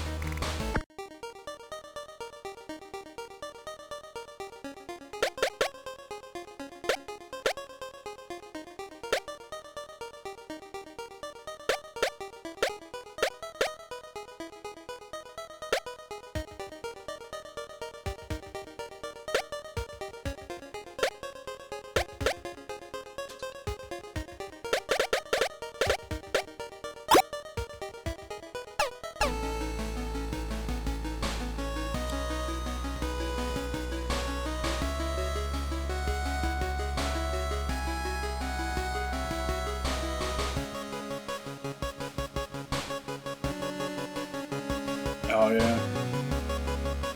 That reminds me. I think I saw that Fuga 2 is on Game Pass already. So I may pick up another month of Game Pass to play Fuga 2. Assuming it's still on.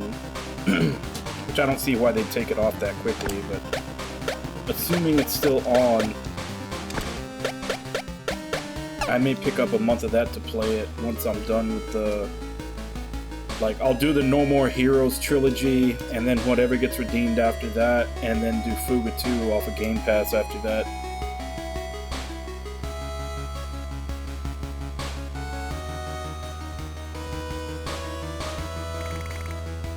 Hold on. Well, look who left his post. I did not expect to see you again so soon. I had some time to think about it. Can't just let you two walk into danger. And I knew in my heart that the war was long over. It took your appearance to force me to accept it. Glad you were able to come to terms with it. This town is run by cultists now. Used to be a vibrant place before the war. They don't seem like much, but looks can be deceiving. Plus, they set up a blockade. The only way to the turnpike connector is through the mines. That does not sound ideal. Well, couldn't hurt to have an extra gun. Welcome to the team, Tarnstrom. It got some real interesting folks around here. Cultists are also called the Golden Hand. You need somebody who's dealt with them. I'm guessing that's you. I used to see them at the gate from time to time. Crazy cultists used to try to barge right through. Cult, got it. I have no recollection of this Golden Hand. Well, they started showing up sometime after I stopped getting radio transmissions from HQ. They have a compound just outside of town. You should start there.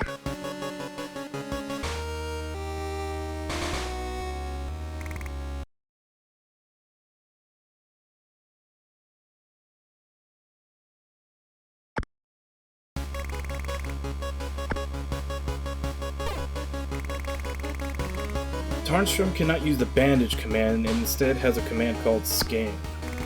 Scan reveals an enemy's weaknesses, strength, HP, and general information. Use it to learn about the many foes you may encounter. Okay. I had just been trying to look for weaknesses the hard way because it gives you a prediction as to about how much damage you'll do when you hit with something. So I've just been looking for higher numbers to find their weakness.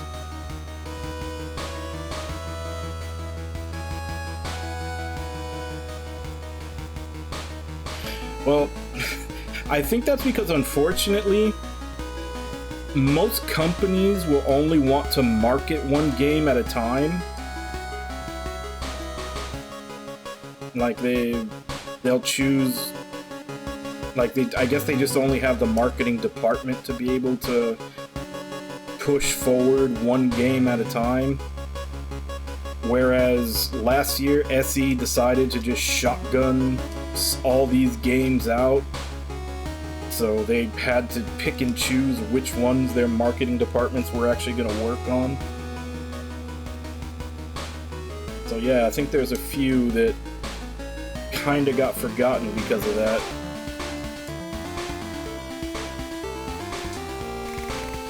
It's password. Give us a minute.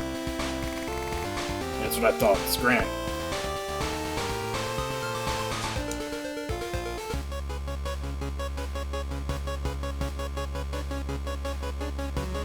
No, that's what I'm saying. I think it might be the fact that their marketing department is only so big. Because most video game companies will only release one game at a time. That's why a lot of times you hear people like complaining, like, well, how come they haven't talked about this game? How come they haven't given us a new trailer for this game? And it's always like, okay, wait for the game that is about to release to come out, and then they'll focus on whatever the next, they'll like give more information about what's coming out later. Because like I said, I think most of these video game companies only have a marketing department big enough to handle pushing forward one game at a time. And I think Square Enix is probably the same way. That their marketing department is just big enough to handle one game at a time. But then they decided to throw out all these games at the same time, and they probably didn't increase their marketing department, so they had to pick and choose which ones to market.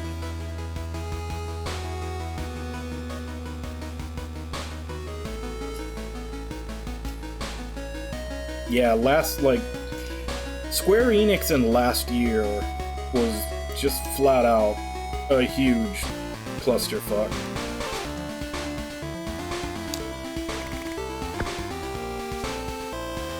Like, I honestly don't know what the hell their strategy was.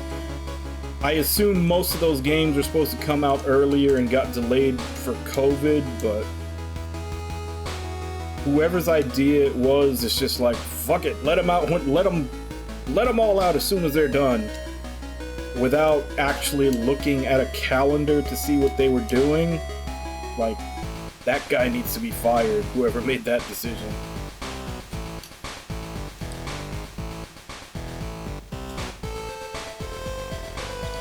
Because so many of those games got completely handicapped because they were... Square Enix was competing and losing sales against themselves.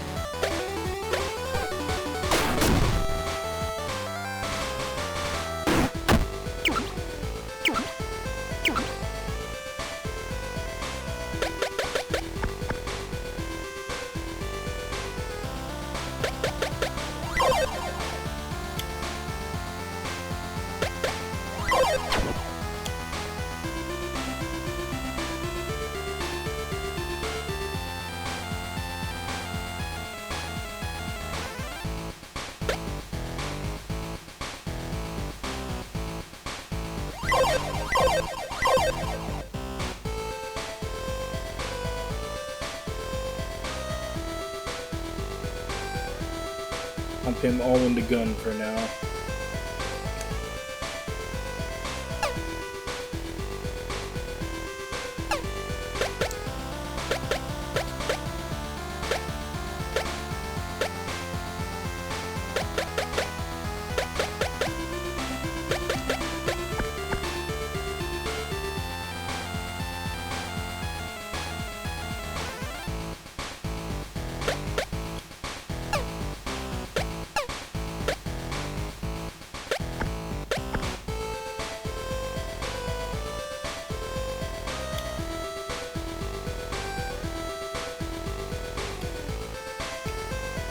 So she has a magic pistol, he has a magic rifle. So no upgrades for it though. Hey Zuki, how you doing?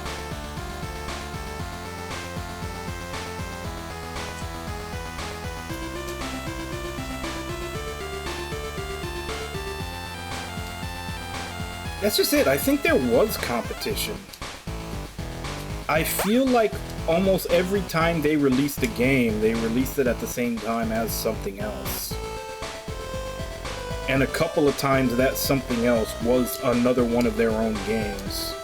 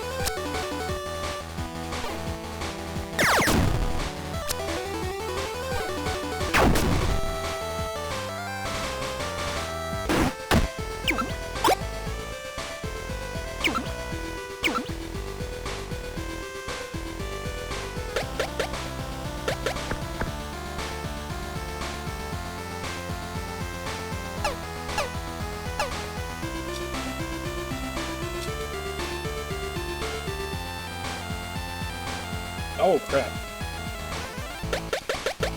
I need to take my break. Alright, so I'm going to go ahead and do that. I'm going to take my break. I'll be back in 5, and then we will continue forward to see the cultists. I believe that's where we're heading next.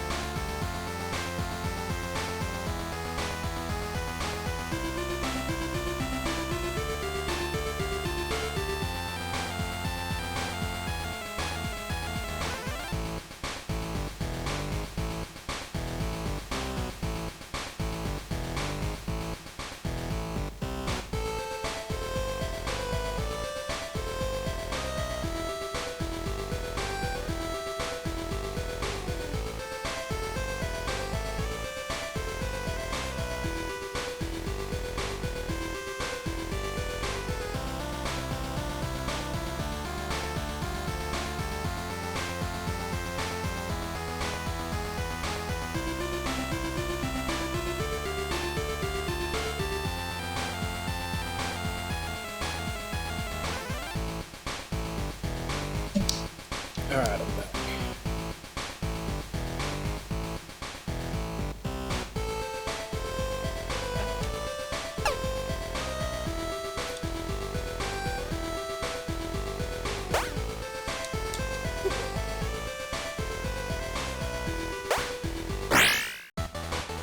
Hey, RNG, how you doing?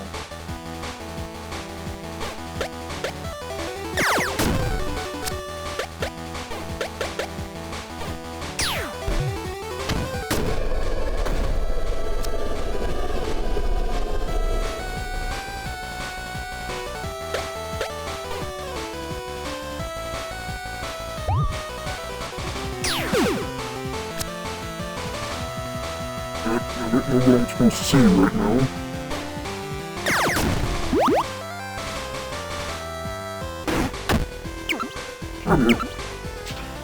Since we're on the topic of it, let's take a look at the,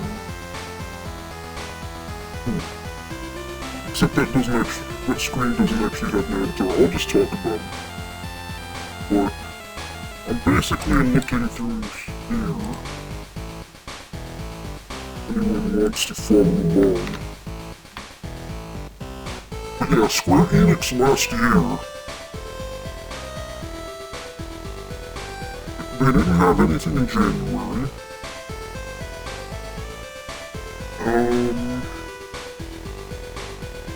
Nothing in February, and that's when Elden Ring came out. In March, they 100% were fighting against themselves. They had Babylon's Fall, Triangle Strategy, and Stranger of Paradise all come out. April was Chrono Cross versus the Switch release of 13 Sentinels.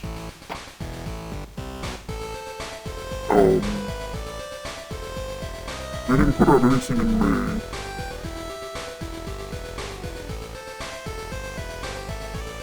Or in June. In June, Disgaea 6 came out. Or the port of Disgaea 6. And then, in July, they basically set the Live Alive remake up against Xenoblade Chronicles 3. It was 1 week before. Well, Xenoblade Chronicles 3 and Digimon survived, but I'm pretty sure both of those got eaten by Xenoblade Chronicles 3. August basically just had Soul Hackers 2 and another NIS pre-presents. September was Valkyrie Elysium and Dealfield Chronicle and Trails of Zero. Just basically them competing with themselves again. October, the PC release of Triangle Strategy. And then they put Star Ocean 6 up against basically all the non-PlayStation systems release of Persona 5 Royal. So Star Ocean 6 versus anybody that hadn't played Persona 5 Royal yet because they didn't have a PlayStation. And then November, Harvestella, Tactical Reborn, Valkyrie Elysium, competing against themselves, and also Pokemon Scarlet and Violet.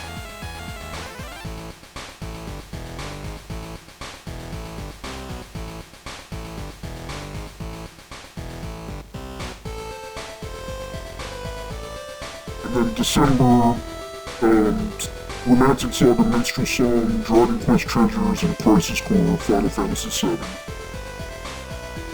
Again, I mean, Chained Echoes was in there, but not many people know about Chained Echoes, so again, they were basically competing with themselves.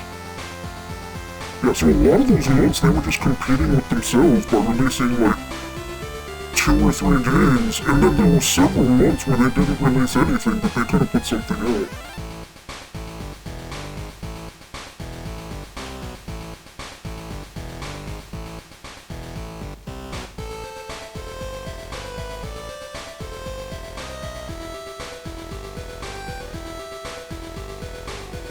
I saw when you said that earlier.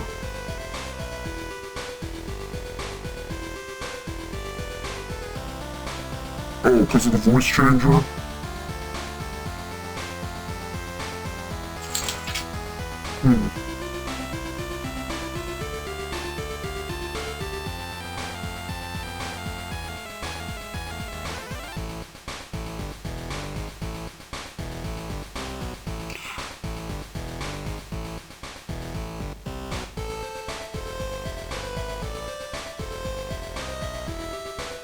Okay. Well, I had extended the length of time that goes because I had finally gotten the voice changer on it. But I guess I need to maybe tone it down a bit so that it's not incomprehensible. But I was basically just going through the link that I put up there and all the different times last year where Square Enix was basically competing against themselves by putting out 2 or 3 games in a month. To which there were also like 3 or 4 months that they didn't put out anything, so I don't know why they didn't space a lot of those out.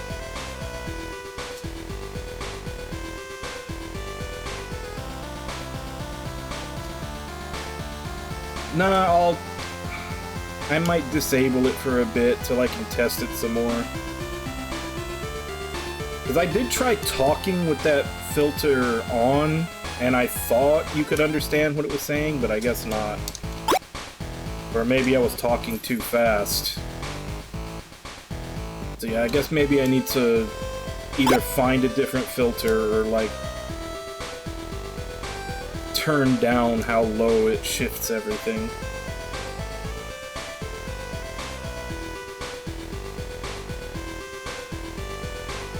Let me actually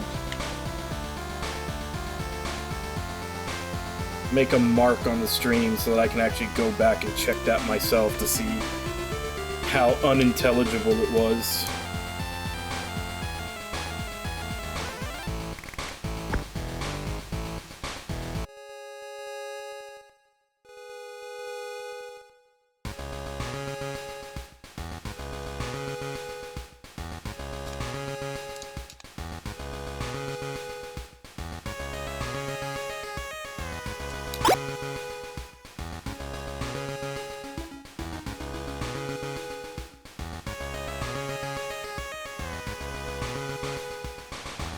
Oh, it was?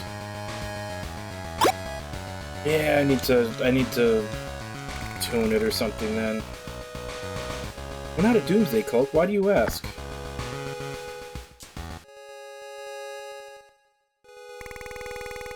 Green Spring Monastery is renowned the world over, known for its powers to heal using the town's pure spring water and faith. Oh, the only reason it's catching me by surprise is that I've had that voice changer on for a while, and I always do try to find some reason to talk while it's on for the people who spent the points on it. And nobody told me that they couldn't understand what I was saying before.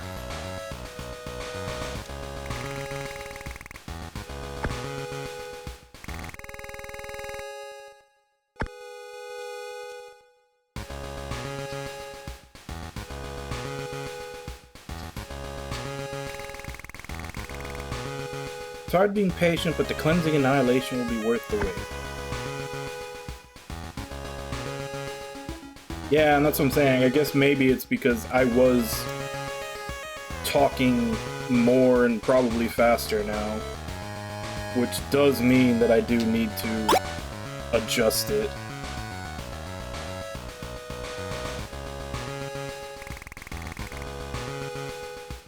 Wait for the fire to rain down Gloria in Diorum.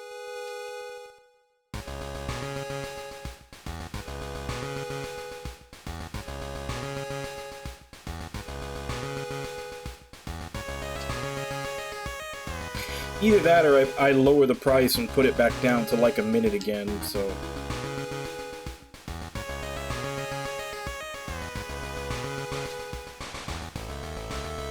It'll just be me, like,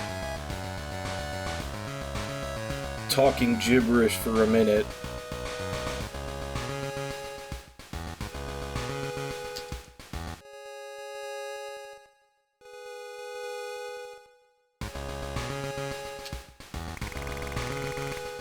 Welcome to the Monastery of the Golden Hand. My name is Xerus.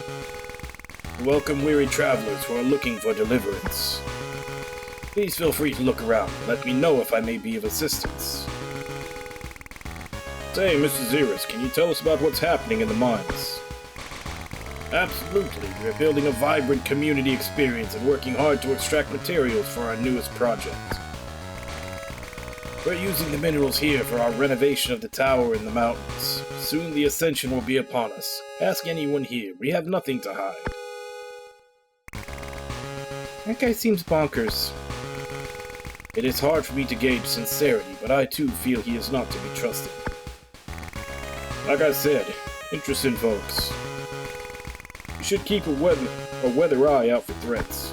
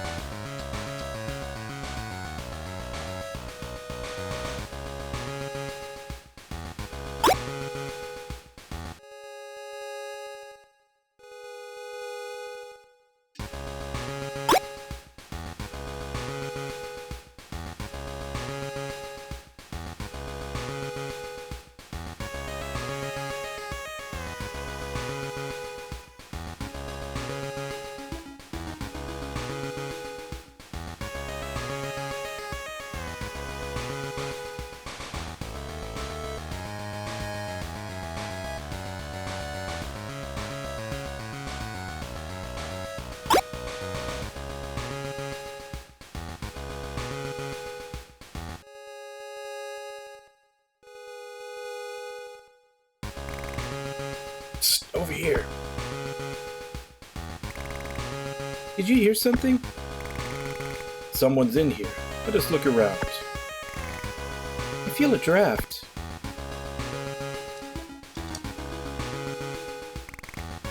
Getting warmer. Wasn't done looking around yet, though.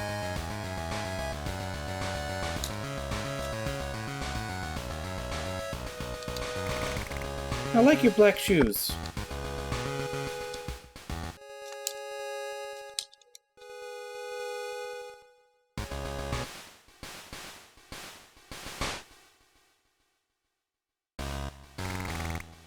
Thought you'd never find me. Who are you? My name's Penton. Nice to meet you. How long have you been hiding here? Longer than I'd like to admit. The Golden Hand tried to force me to work in the mine, but I escaped. I've been hiding here ever since. Guess it's lucky we found you. We need some help getting through the mines. Tell you what, if you can protect me from the Golden Hand, I'll help guide you. Sounds like a fair exchange. Got yourself a deal. Seems too easy. I have a plan to take down the Golden Hand, and you all look like you can help me achieve that. You help me and I can get you through the mines. Deal, but I've got my eye on you.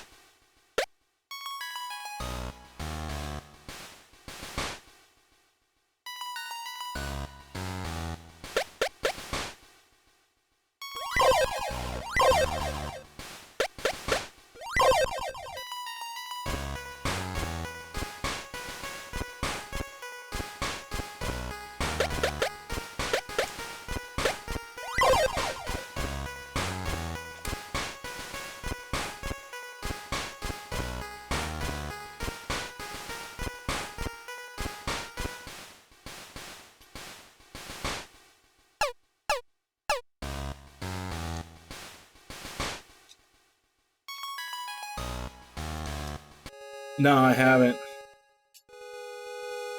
But at this point, I pretty much trust the studio that's doing Bleach. Like, that first 12 episodes was really fucking good. So I trust them enough to just wait for the next 12.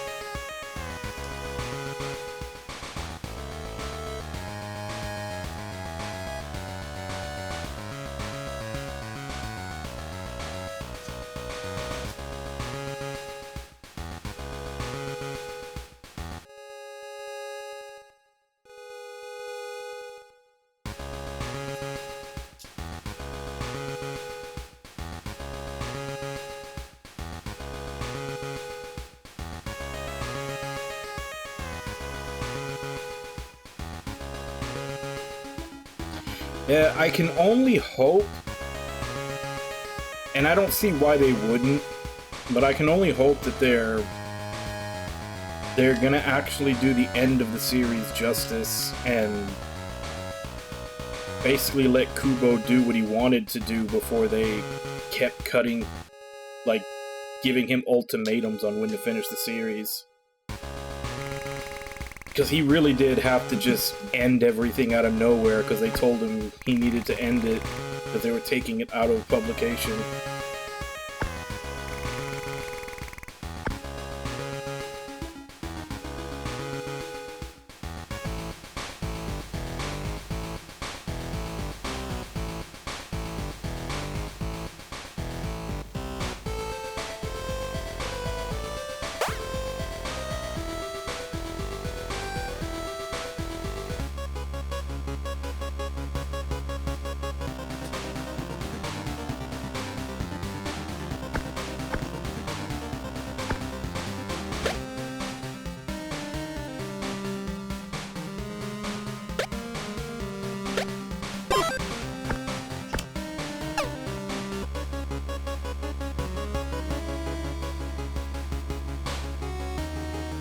Oh yeah, that's another one.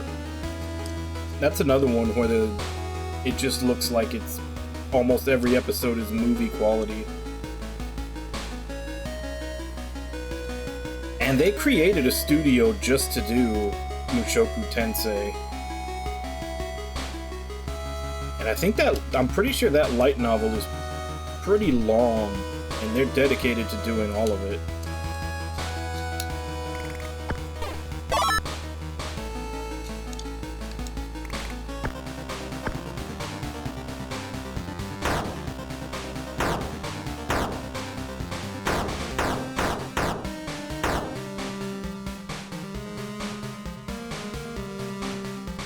Tough defense, huh?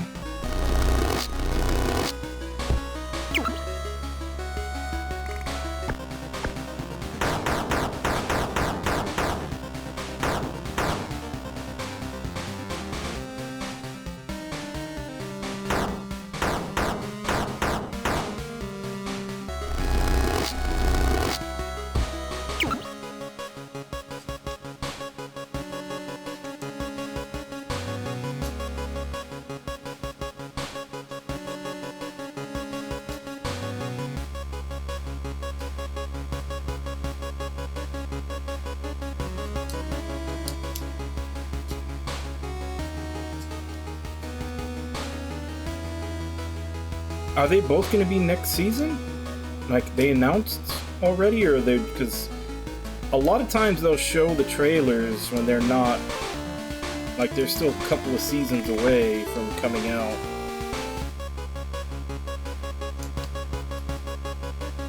Bleach is in July?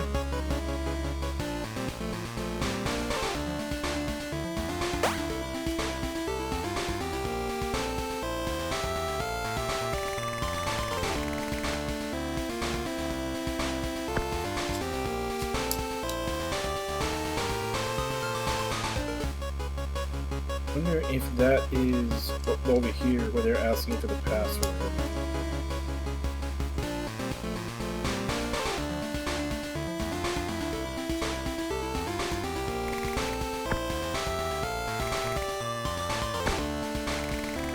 Password is Doomsday. I haven't seen you here before, but I guess I have to let you in since you know the password. The workers have been unruly lately. I'd watch out if I were you. Keep your weapons at the ready. Will do. Thanks, comrade. I need a break.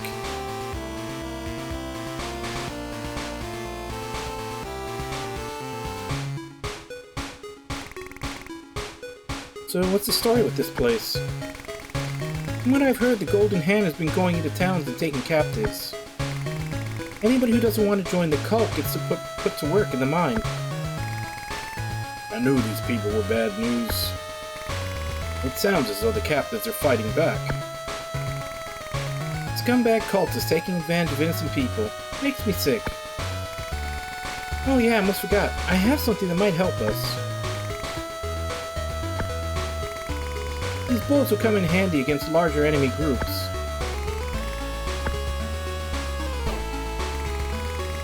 Special kind of ammo that can be used to slow a target down. Target hit with the delayed bullet will fall back in the torrent order and become briefly stunned. This effect is less pronounced on bosses, and a delayed bullet causes significantly less damage in exchange for its slowing effect. From this point on, enemies may now drop delayed bullets in addition to other special ammo, so don't be afraid to try them out.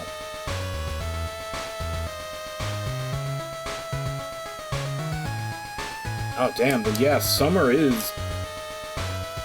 I mean, that's at least 2 shows I'm gonna have to watch for summer.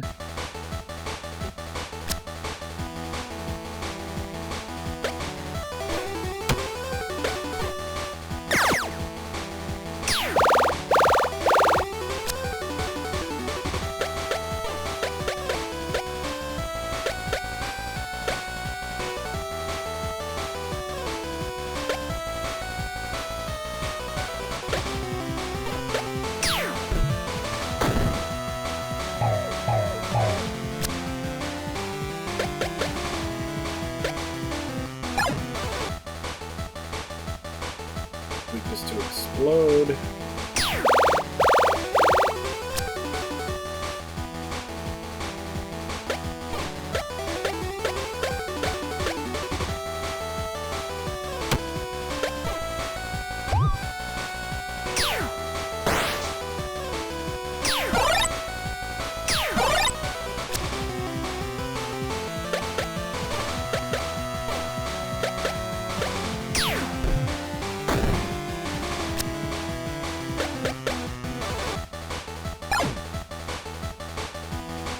Weak to electric.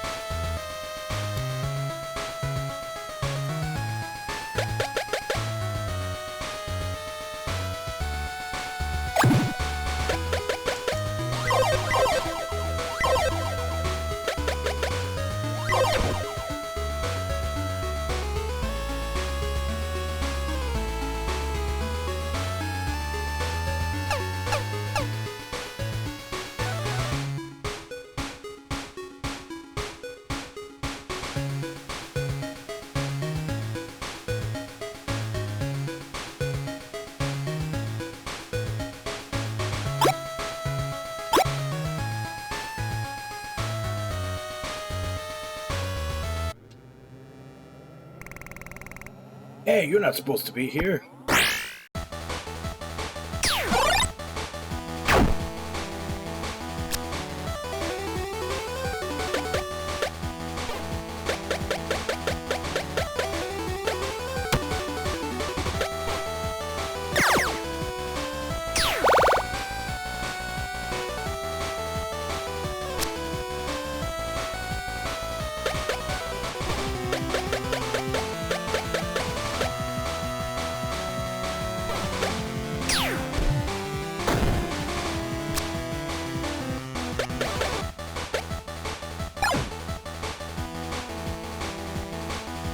So they're both weak to explode.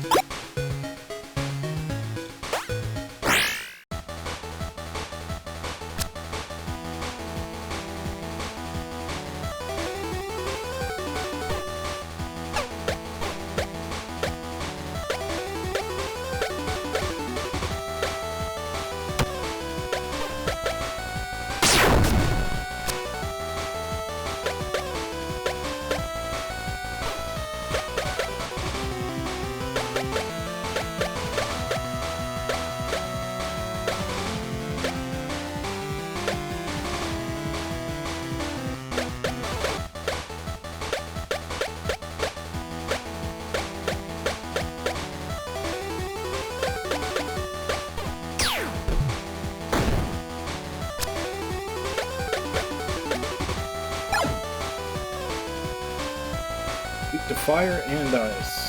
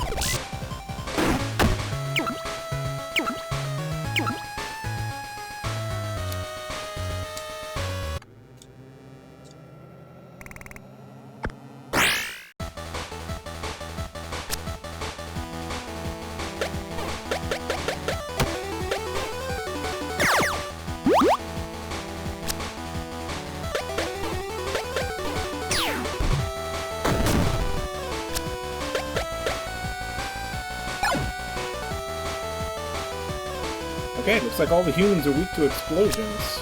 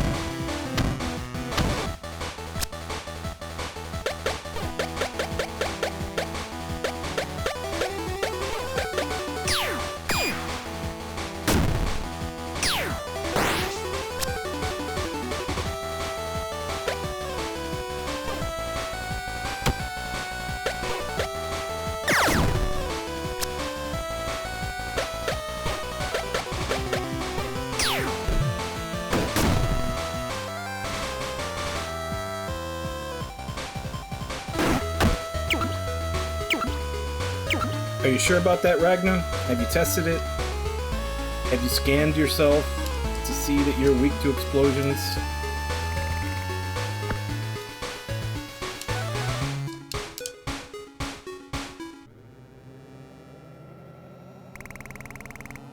What are you doing away from your workstation?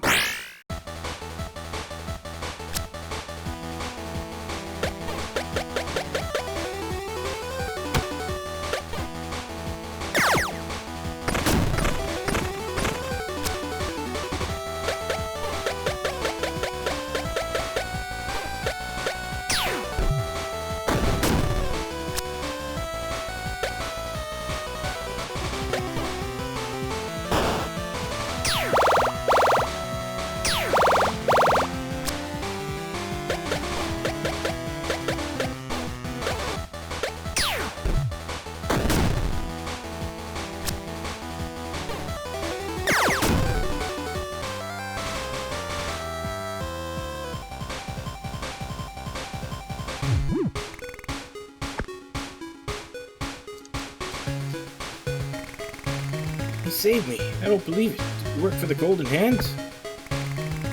No way. We're the Golden Hands' worst nightmare. And you're free to go. I'll take care of things here. You get out of here and find safety. Thank you. Here's a helpful hint. Tasers can deal lethal damage to robots depending on the user's dexterity. They can also damage non-robots with the wet status.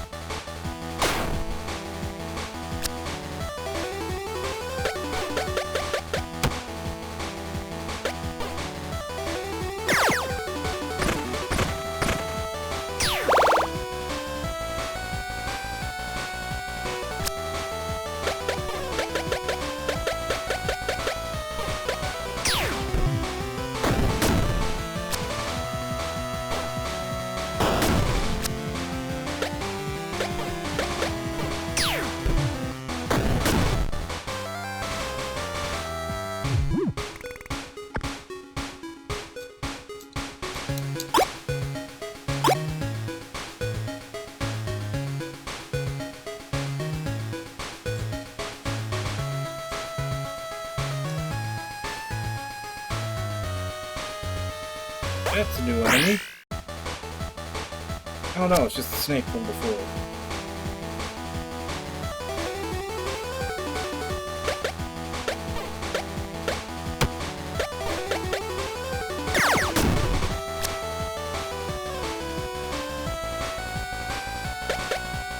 What was it weak to? Fire? What was it? I forgot what this thing is weak to. Electric.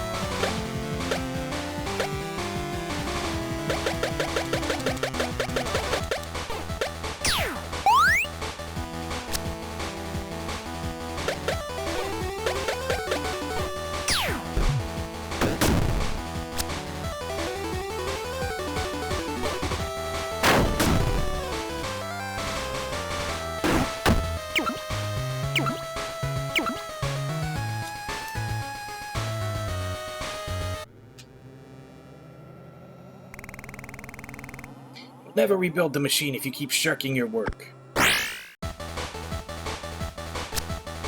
Need to rebuild the machine? What happened to Bert Kreischer?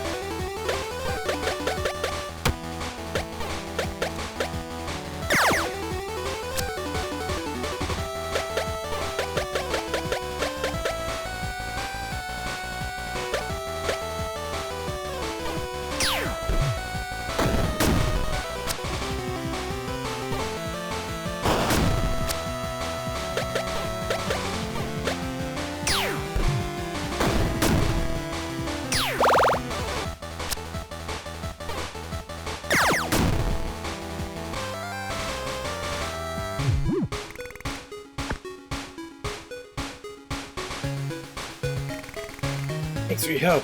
Viva la Green Spring! What's that? They've begun a revolt. The Man-Eater's days are outnumbered. The Man-Eater is what they call the mutated beast who runs these mines. He keeps these people captive, working them day and night. I know how that feels, struggling just to survive. Let's put an end to this tyranny. Gel, it seems you are showing signs of empathy. Man-Eater's not far ahead, and he's gathered up the townsfolk. I fear what happens next. Sounds like we have some work ahead of us.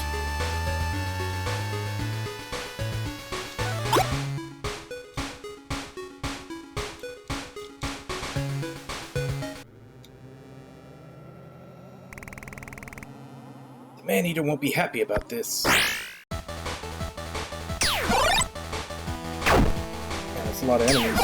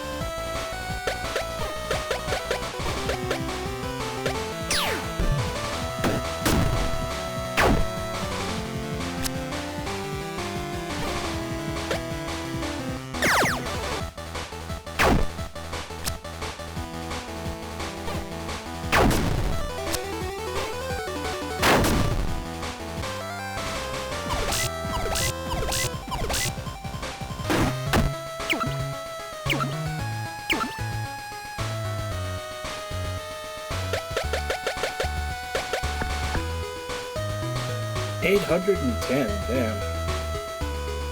These SP have been racking up.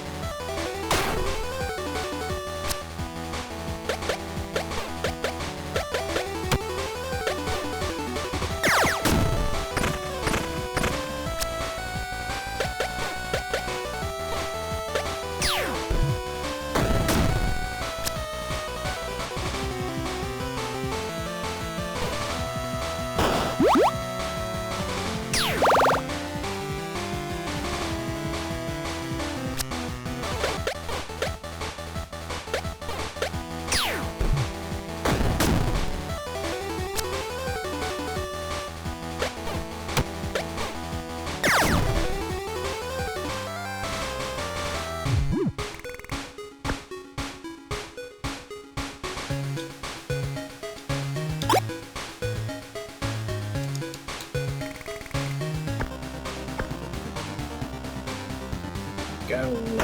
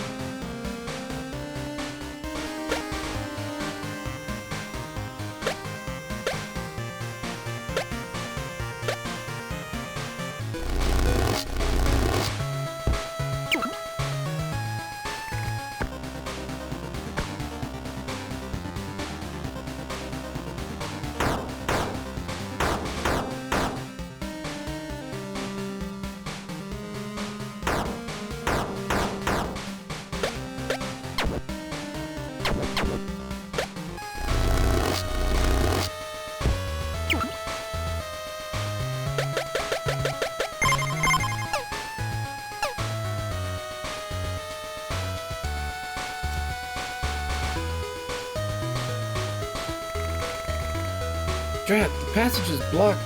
What is that thing? That's the man-eater.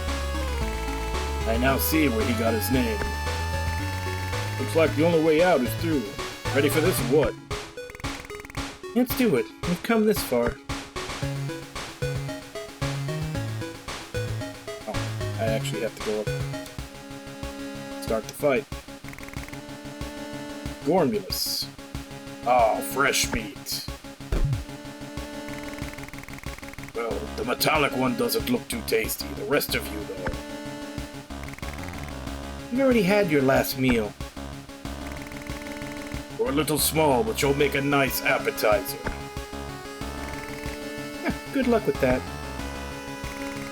Enough talk. I'm hungry.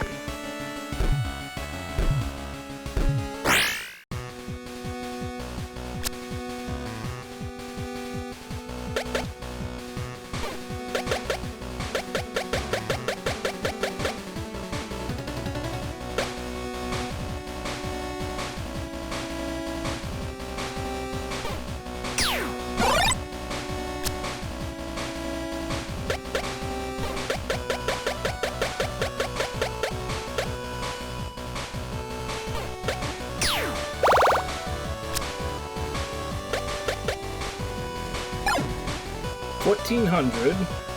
Weakness is none. No explode, no taser. Alright then.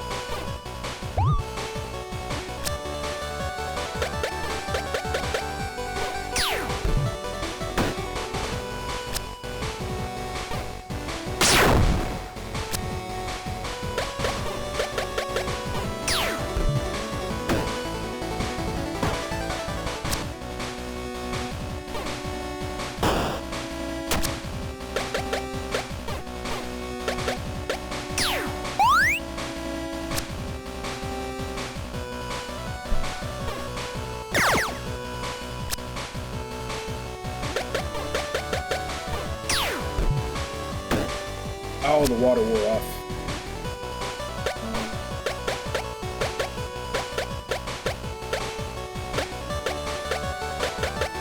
if that'll even work on a boss.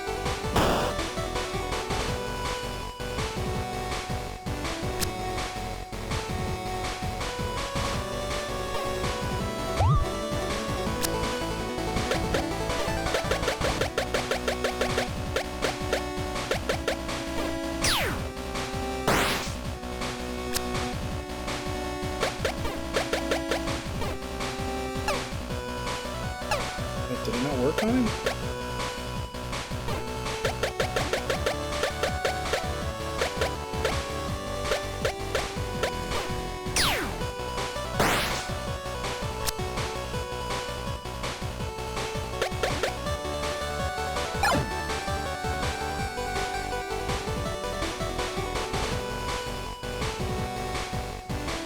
Oh, when he's hungry, he'll eat anything you throw at him, so he's just eating the water that they're trying to throw at him. Okay. So we can only shoot now.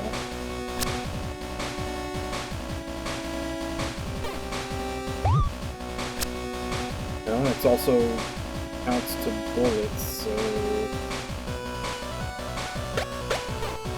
He'll eat anything we throw at him.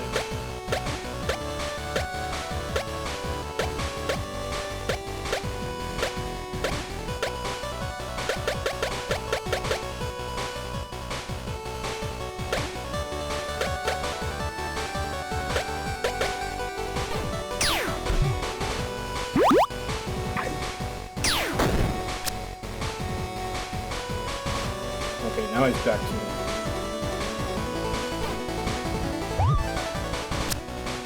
Think.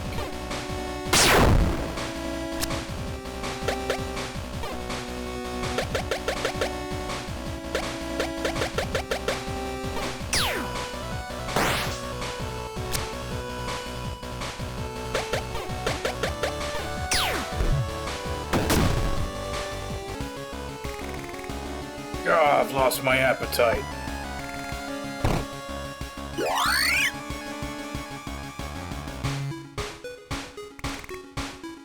You've saved us. We're in your debt. You can repay us by kicking those cultists out of town.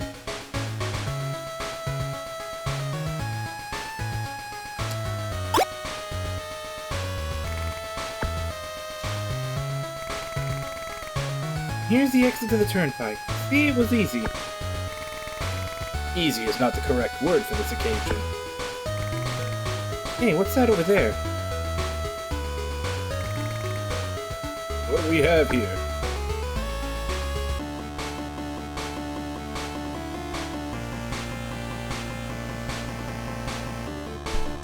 It's a scrambler. The army used these to travel through rough terrain. Could be helpful. We probably have quite a few miles left to go. Anybody know how to drive this thing? Oh, me. I used to ride on the motorbikes the army left behind in Green Spring. I got rid of the cultists. What's in it for you? I wish that was the last of them. I'm sure they're on their next scheme. We can still work together. I'll drive. Fine. You helped us get this far, I'll admit. Hey, let's go.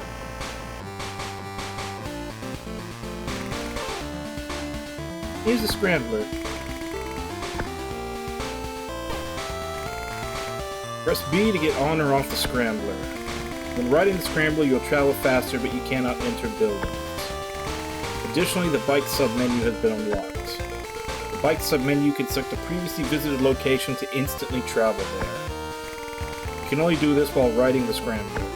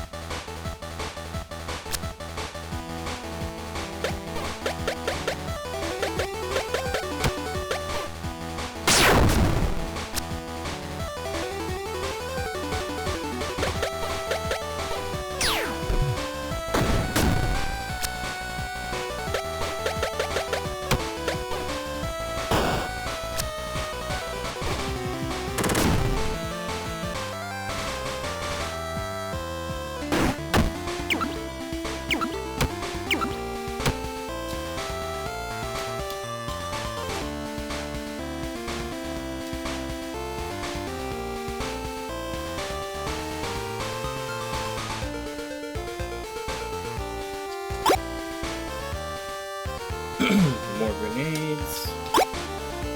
Charm bullets.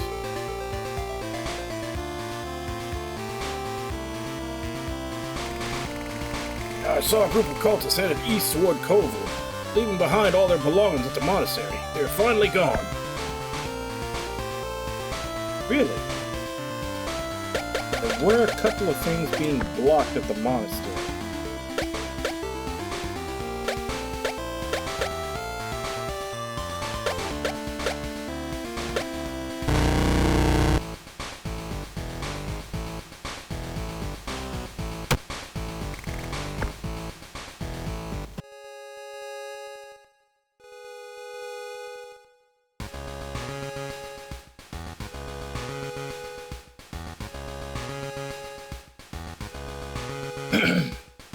Like, I think there was one set of stairs that someone was blocking.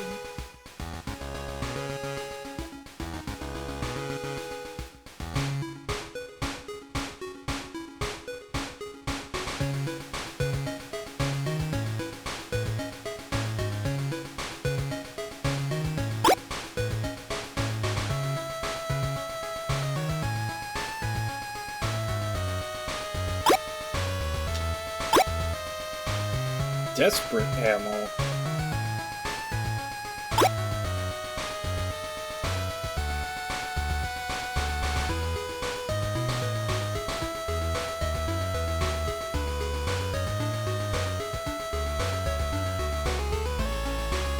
There's a lot of coffins down here.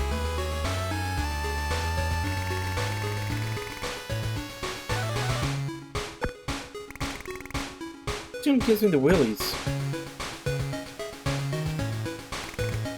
They buried Gormulus before they all ran off. That coffin should actually be much bigger if he's in there.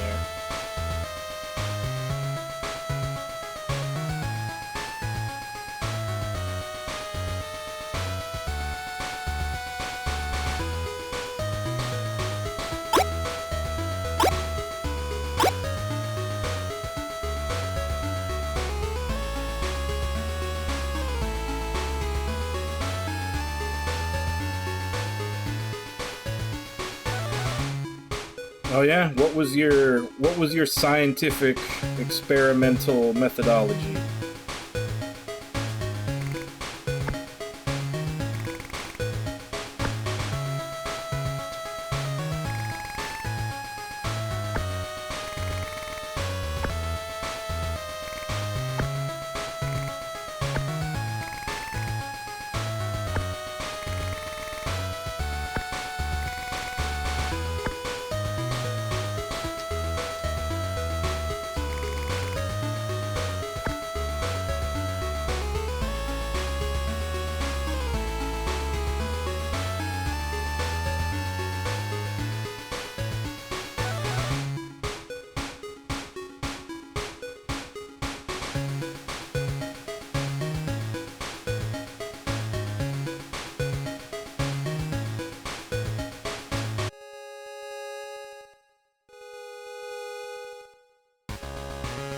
I think that was the only stairwell that was blocked before.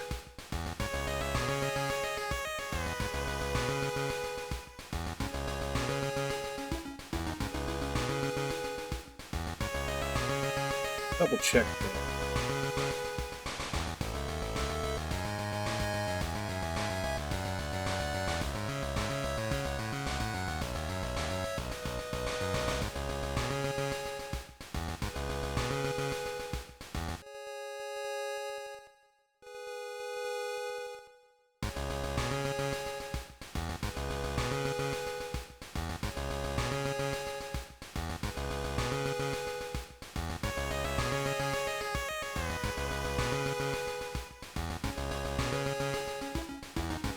Hey, but now you know, and knowing is half the battle. If there's an explosion, you know to go the other direction.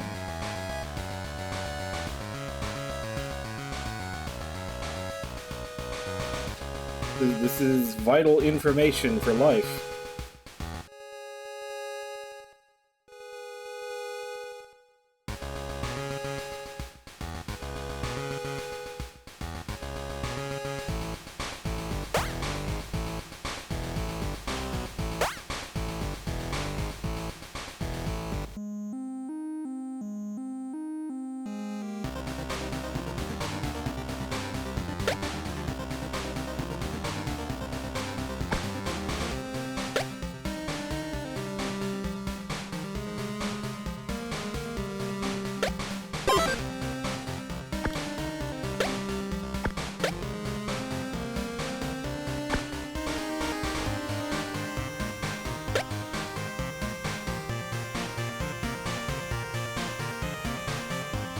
I'm gonna go with the ammo more effective. Alright.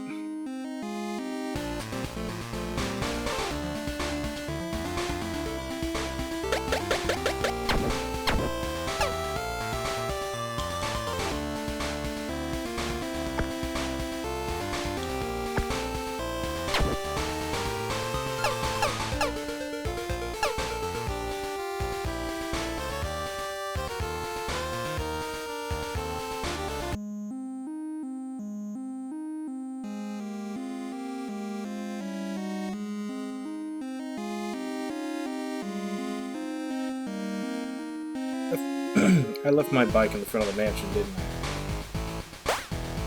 Unfortunately, it looks like there's no way to actually summon it back to me.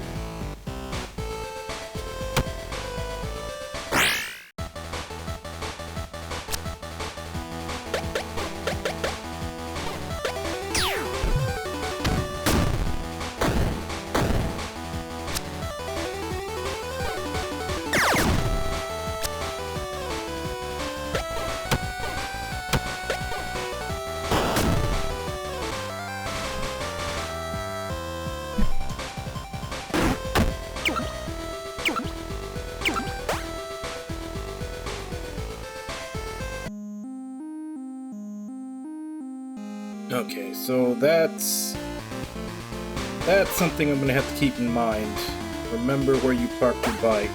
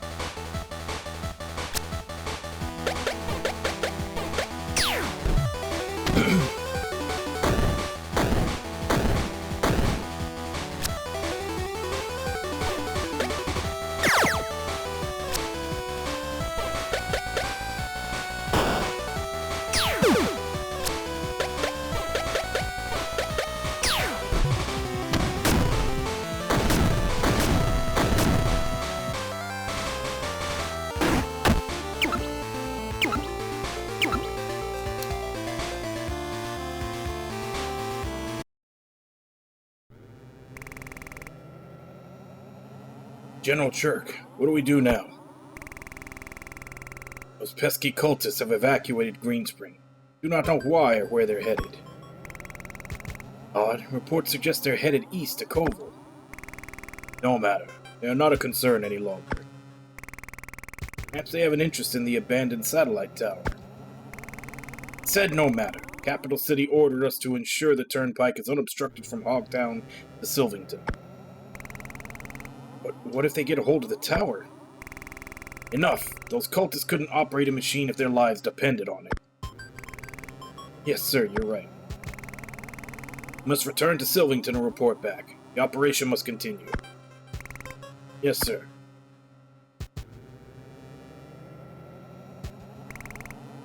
The operation? The Cerulean government is up to something. I just don't know what. How do you know so much anyway? No time to argue. Need to go to Sylvington and find out what's going on. I must find out my origin as well. Gotta be enough scrap to last a lifetime in Sylvington. Sylvington should be near.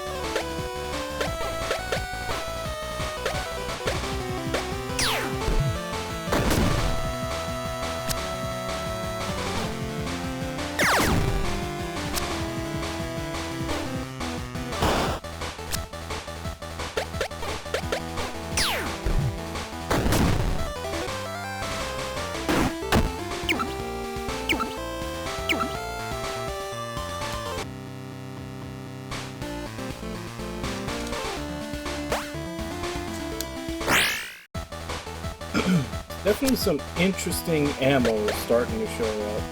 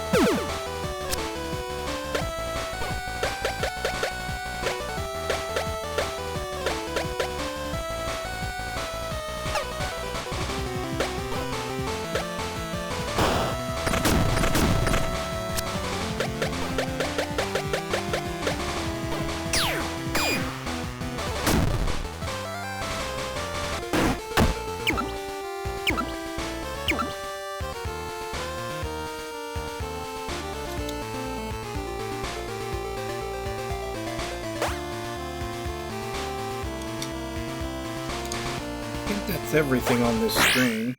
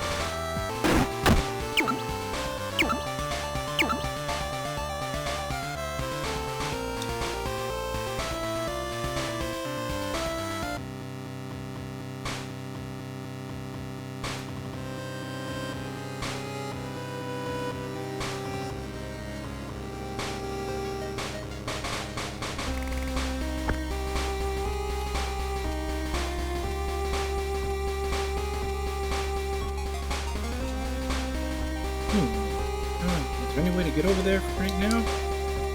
Doesn't look like it.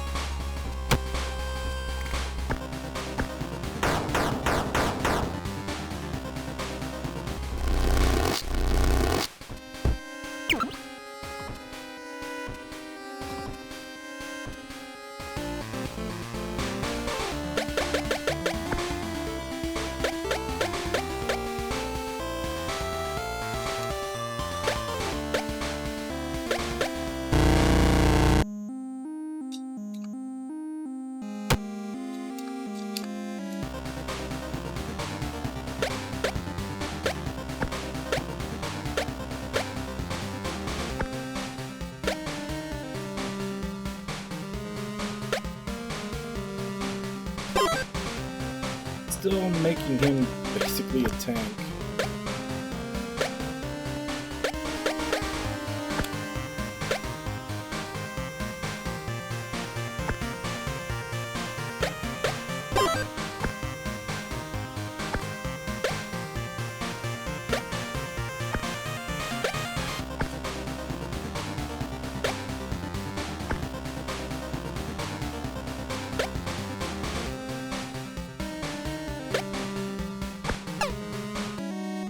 Everybody has 2 upgrades. You know. Out of 6.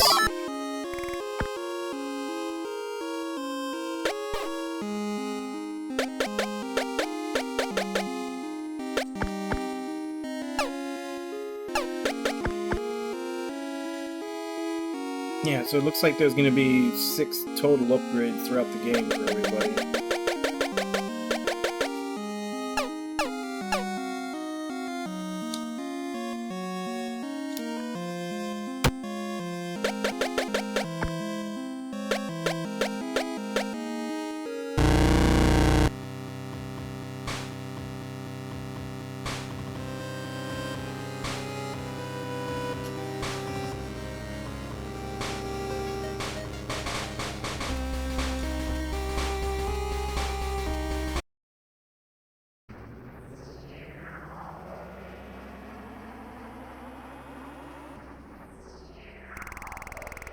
place feels familiar.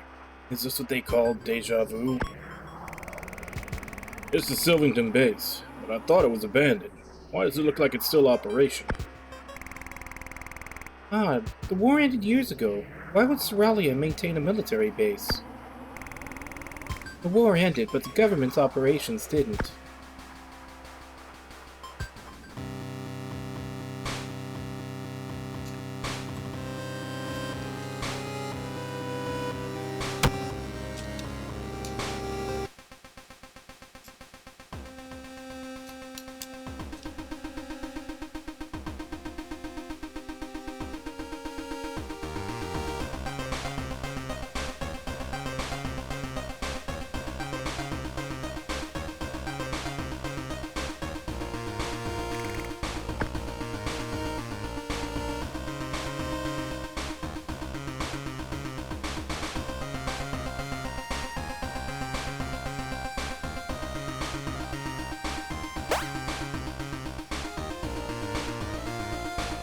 I guess I should fight what's around here.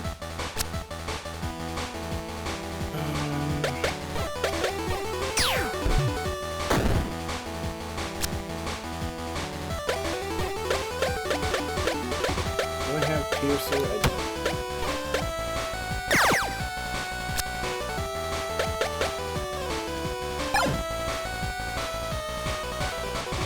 With the ice.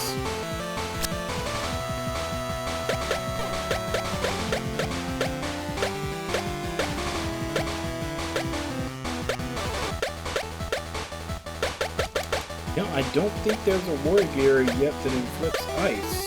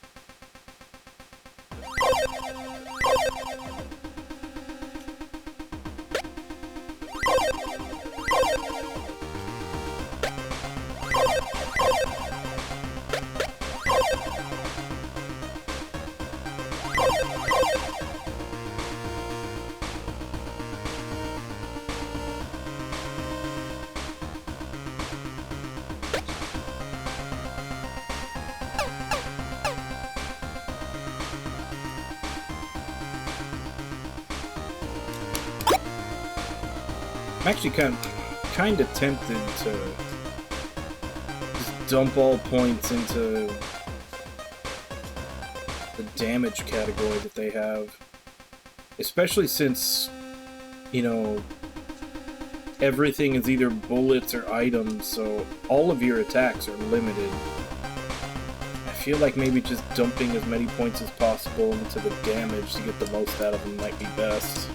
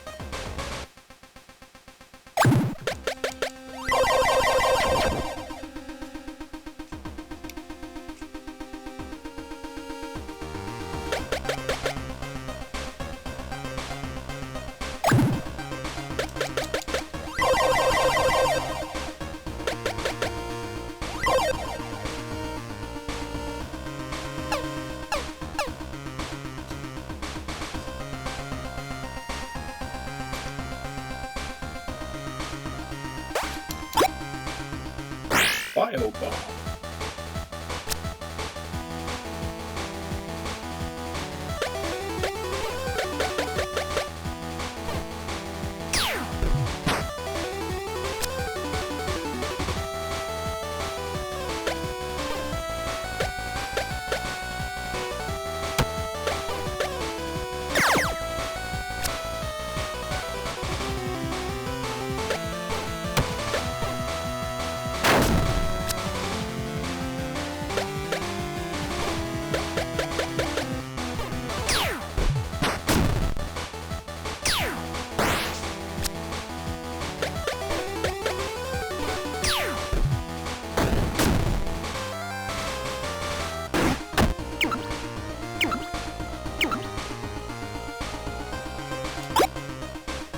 This way we're just ensuring we're getting the most damage and kills for every item and ammo that we're using.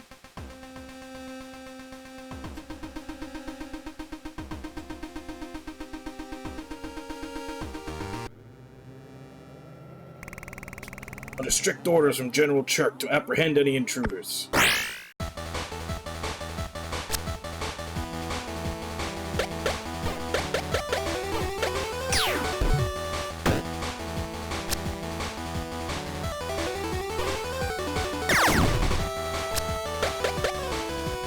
Secure Robo V2. Electric and Taser.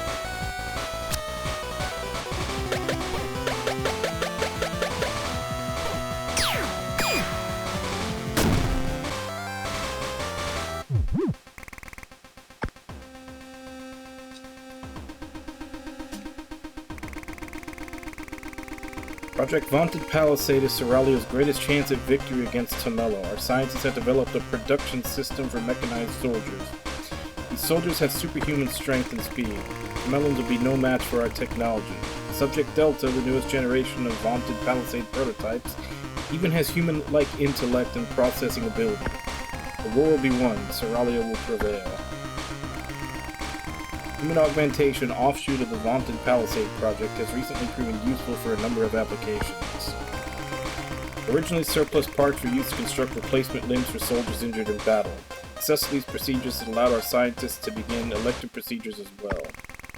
Augmenting healthy individuals with so-called cyborg parts, which can result in increased speed, strength, or even intellect. These procedures have carried some side effects as well, including rejection of the replacement parts as well as psychological distress. We will continue to monitor these issues as the project continues.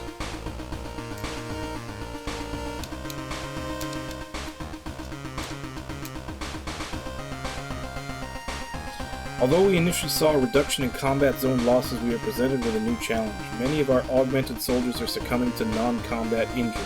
Their bodies are rejecting the augments. Worse, many of them are suffering extreme psychological disturbance, causing them to turn on their comrades in violence.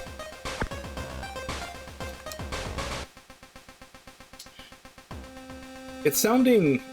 I've already had thinking this, but it's sounding more and more like, less like Terminator and more like RoboCop.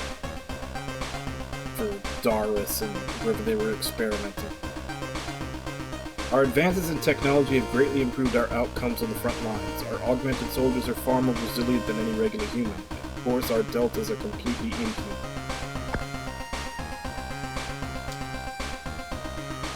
Our front lines are suffering massive losses at the hands of the Tomellan forces. Some units stationed on the border have reported casualties exceeding 75%. This war will be unsustainable unless we can find a way to limit these losses.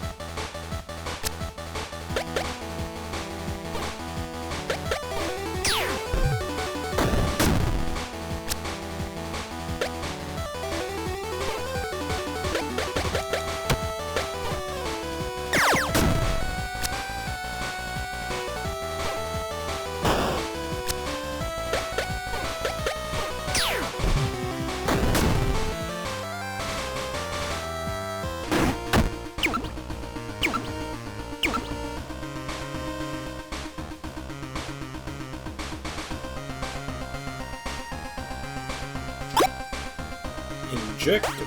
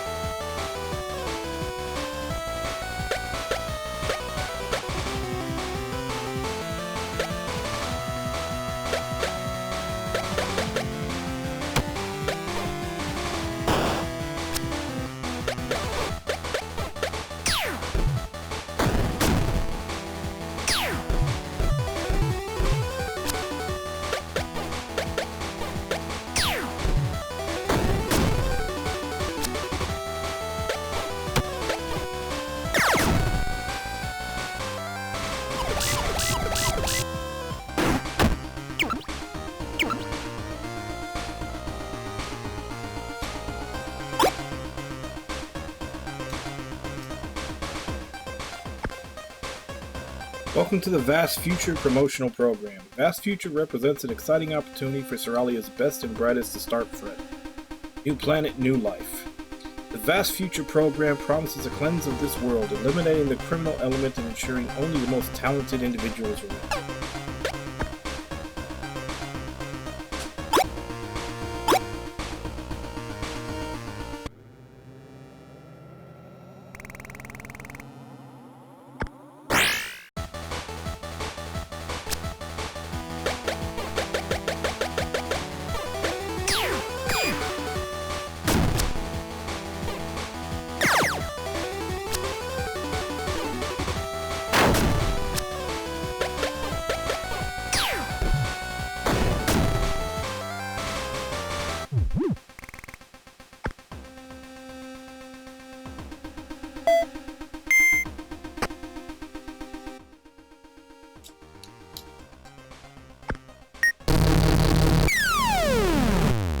Man, none of these elevators sound safe.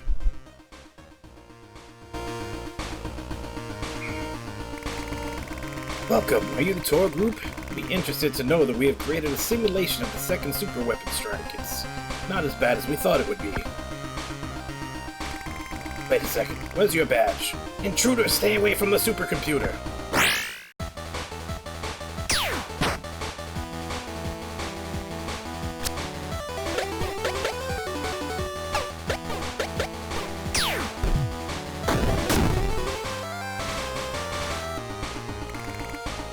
Supercomputer?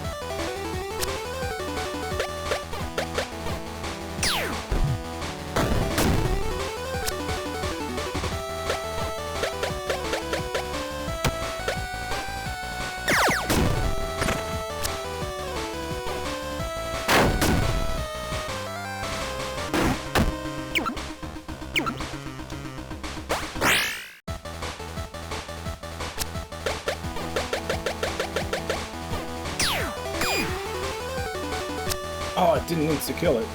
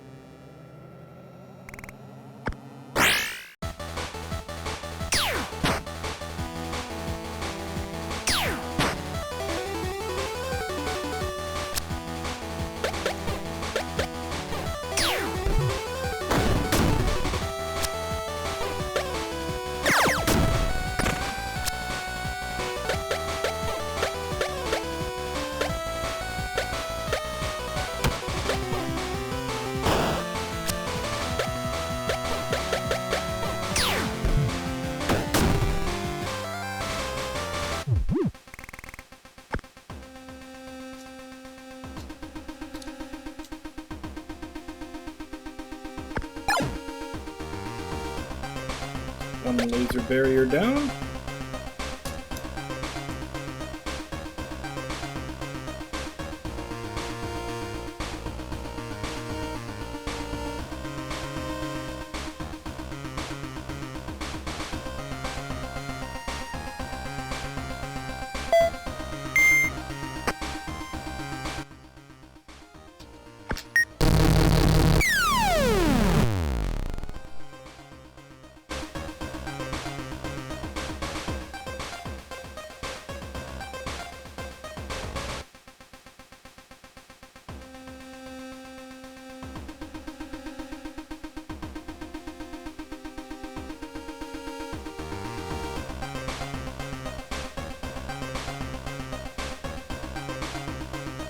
So at least nothing respawns way to that other elevator to get the second one should still be clear.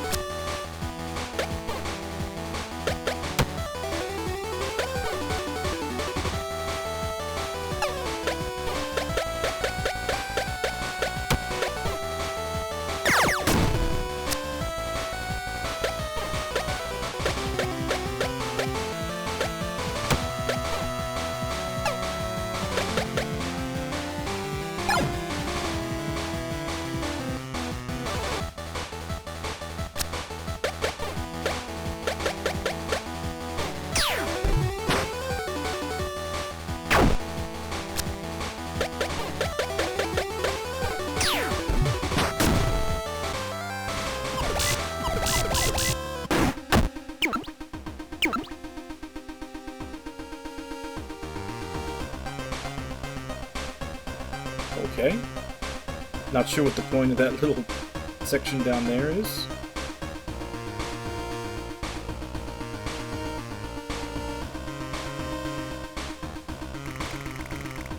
Empty containment tube like the one where Darius was held. The tube is empty, filled with phosphorescent liquid. It doesn't appear anyone was ever housed in this. The rounded glass is smooth and unmarked. The metal gleams. The war end before this tube was ever used. Bubbles rise to the viscous liquid in the tube.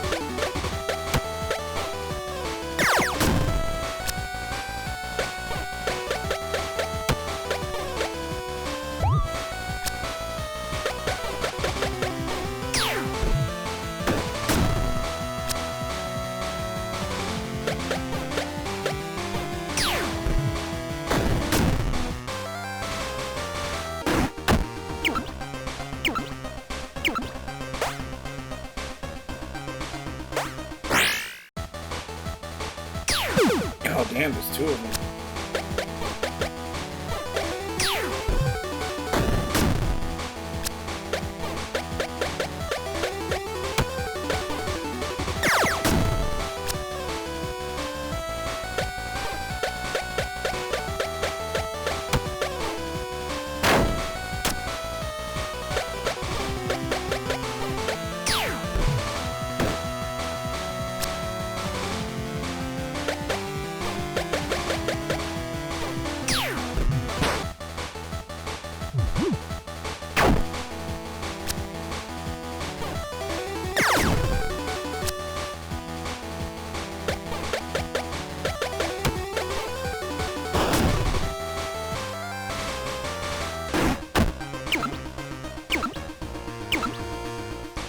Heavy ammo now.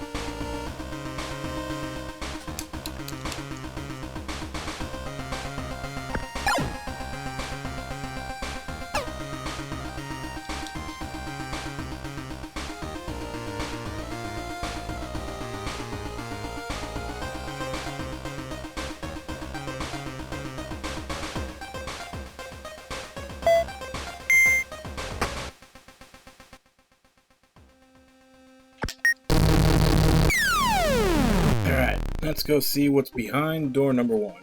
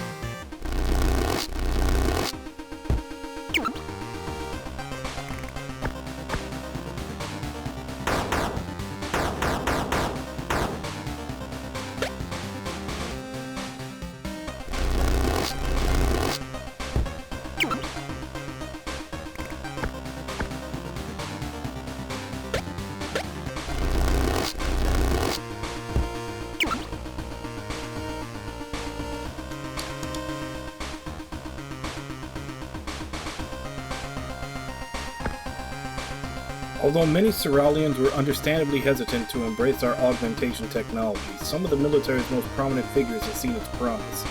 General Chirk and General Oswald have enlisted the country's top biomedical scientists to assist with increasing their already formidable physical powers. Indeed, even Horizon himself has begun the augmentation process. It's Horizon.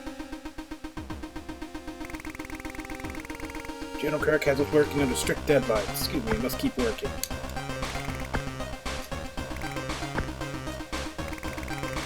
Worked here for 25 years. Things have changed a lot in the past year. Who are you? I've been busier lately. I feel burnt out. Alright, so they're entering crunch time.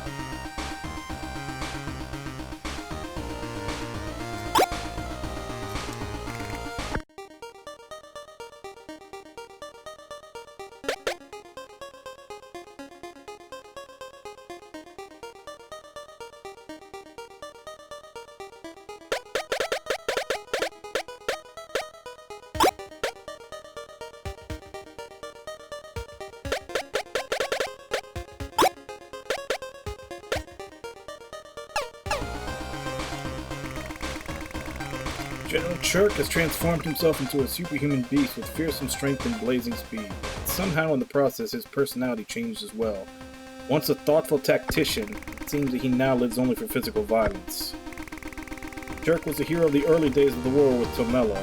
Now, with the war over, he seems all the more set on finding new foes to defeat. Also, Chirk grew that silly mustache to go with his new cyborg parts.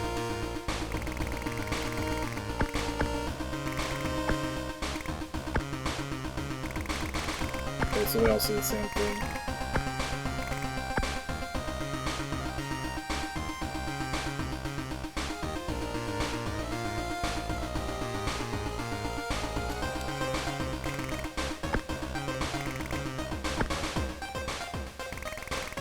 They comply with Chirk's orders means imprisonment.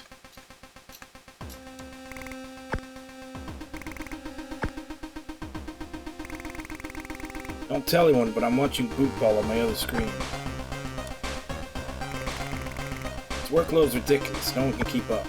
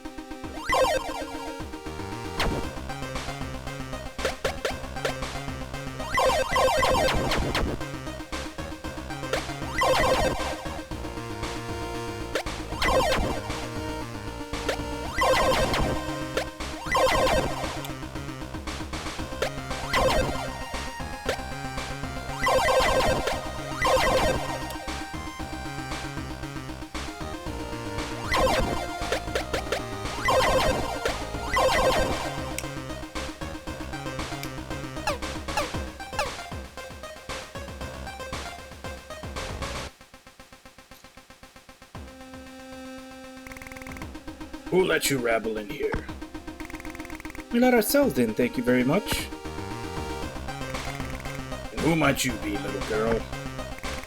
I'm Shell, Hogtown's greatest adventurer. Hope this isn't supposed to impress me. But you clearly don't know I'm General Chirp. I run things around here, and I must say I'm displeased with my security team right now. What sort of incompetent allows a stupid little girl and her ragtag friends to get this close to classified information? Who are you calling stupid, Metal Man?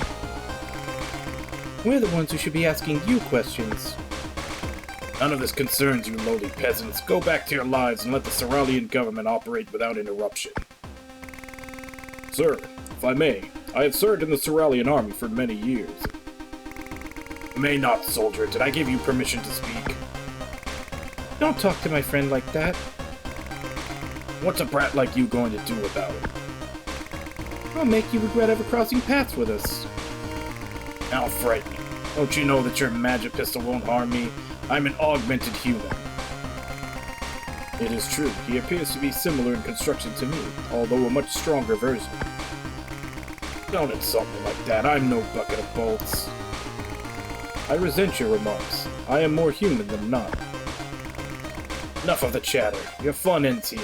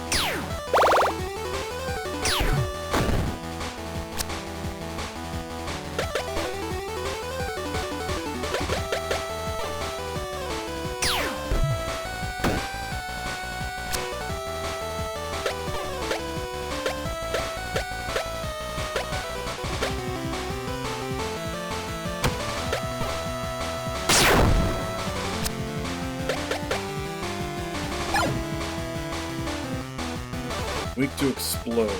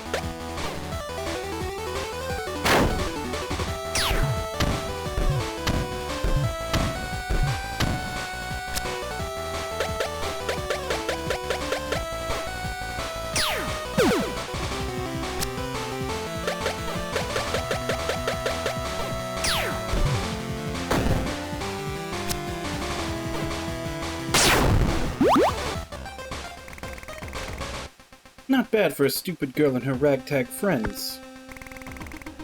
You haven't seen the last of me. Why did he call me a bucket of bolts? I do not understand. Come on, the supercomputer must be ahead. We can find out more information there.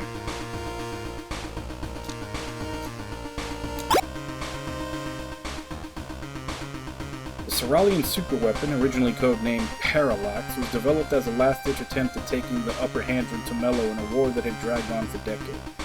All of the government's dwindling resources were dove into the project. The Parallax program was successful, but at what cost? There's no question that the one event that ended the war was the firing of the superweapon at the Tomellan capital. Cerulean got its long-awaited victory. Tomello's remaining soldiers immediately laid down their weapons when they heard of what happened. Their wills broken. Tomello itself was obliterated. Only the outlying towns avoided being turned into a desert of glass. Soralia had conquered its longtime enemy and ruined a vast portion of the planet in the process. Sounds just like a nuke.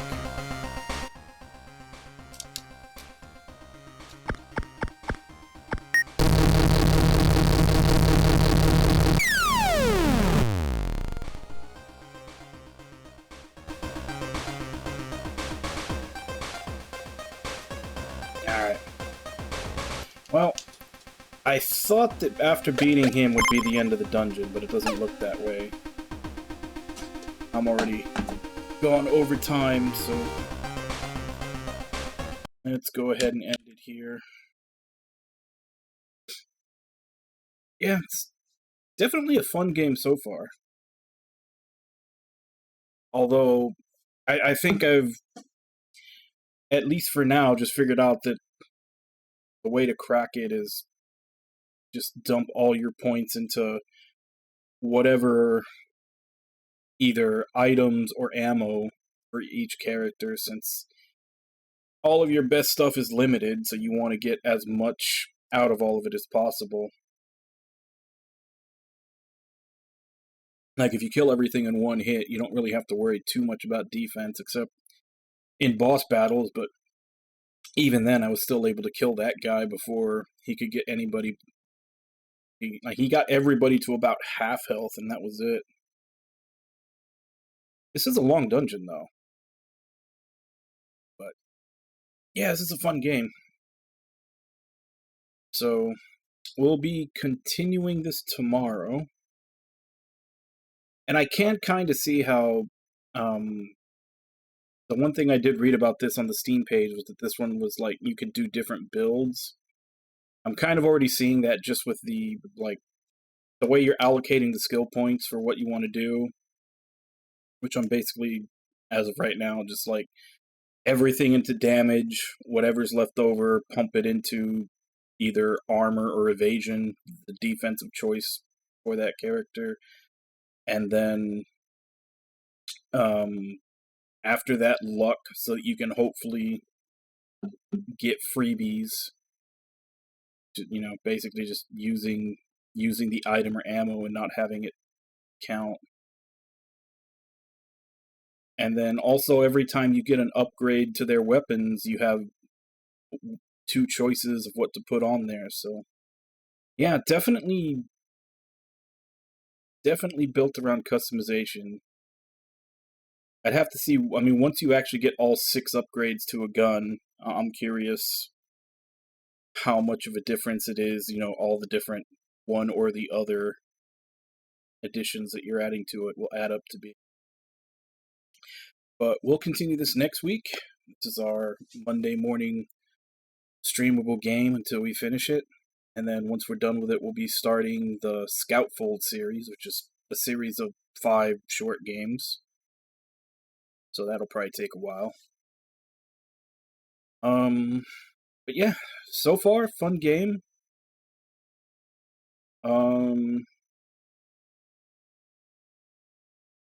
About the only negative I would say is, like, the Game Boy aesthetic. But that could be a plus or a minus depending on nostalgia. I personally wish there was, you know, not monochrome and everything was actually colored in, but that was the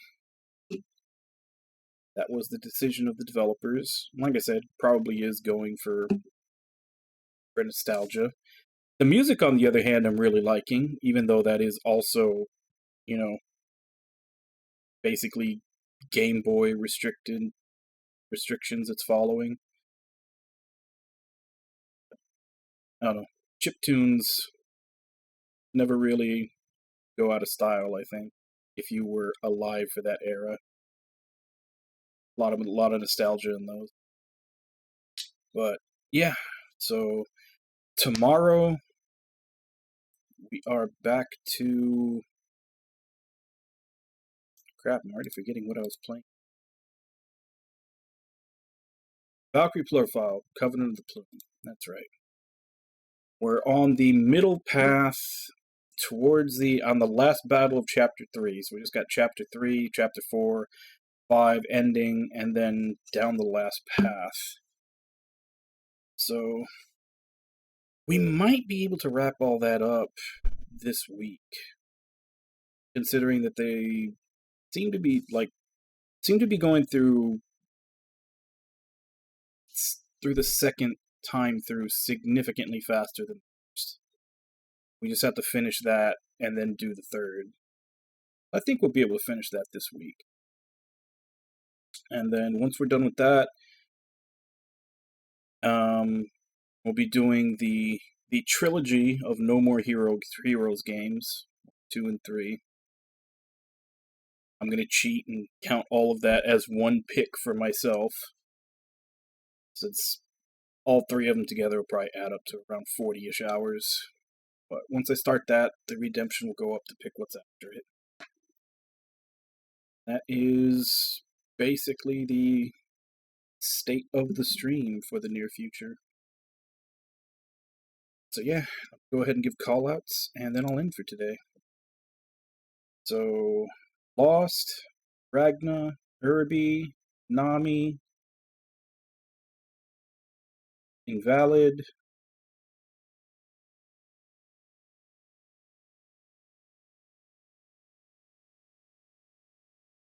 Wabon. Thank you all for coming in and chatting with you while I play, and thank you to anybody else who may have been lurking and watching. It's always appreciated.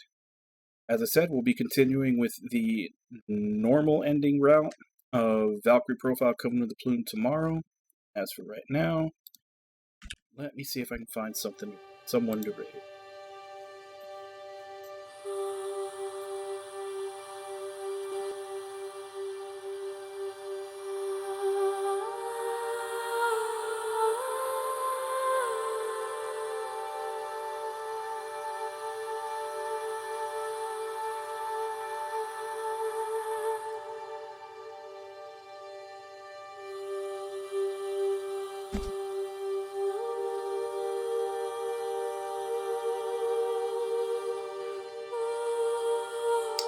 Not too many people on.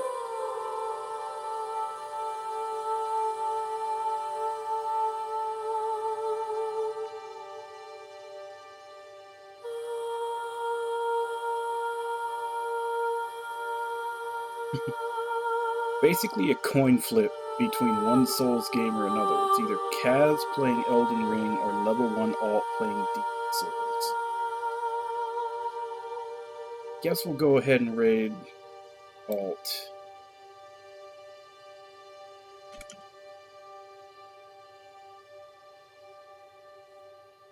So, as per usual, let's go ahead and jump in, say hi. Hope to see you all next time, and until then.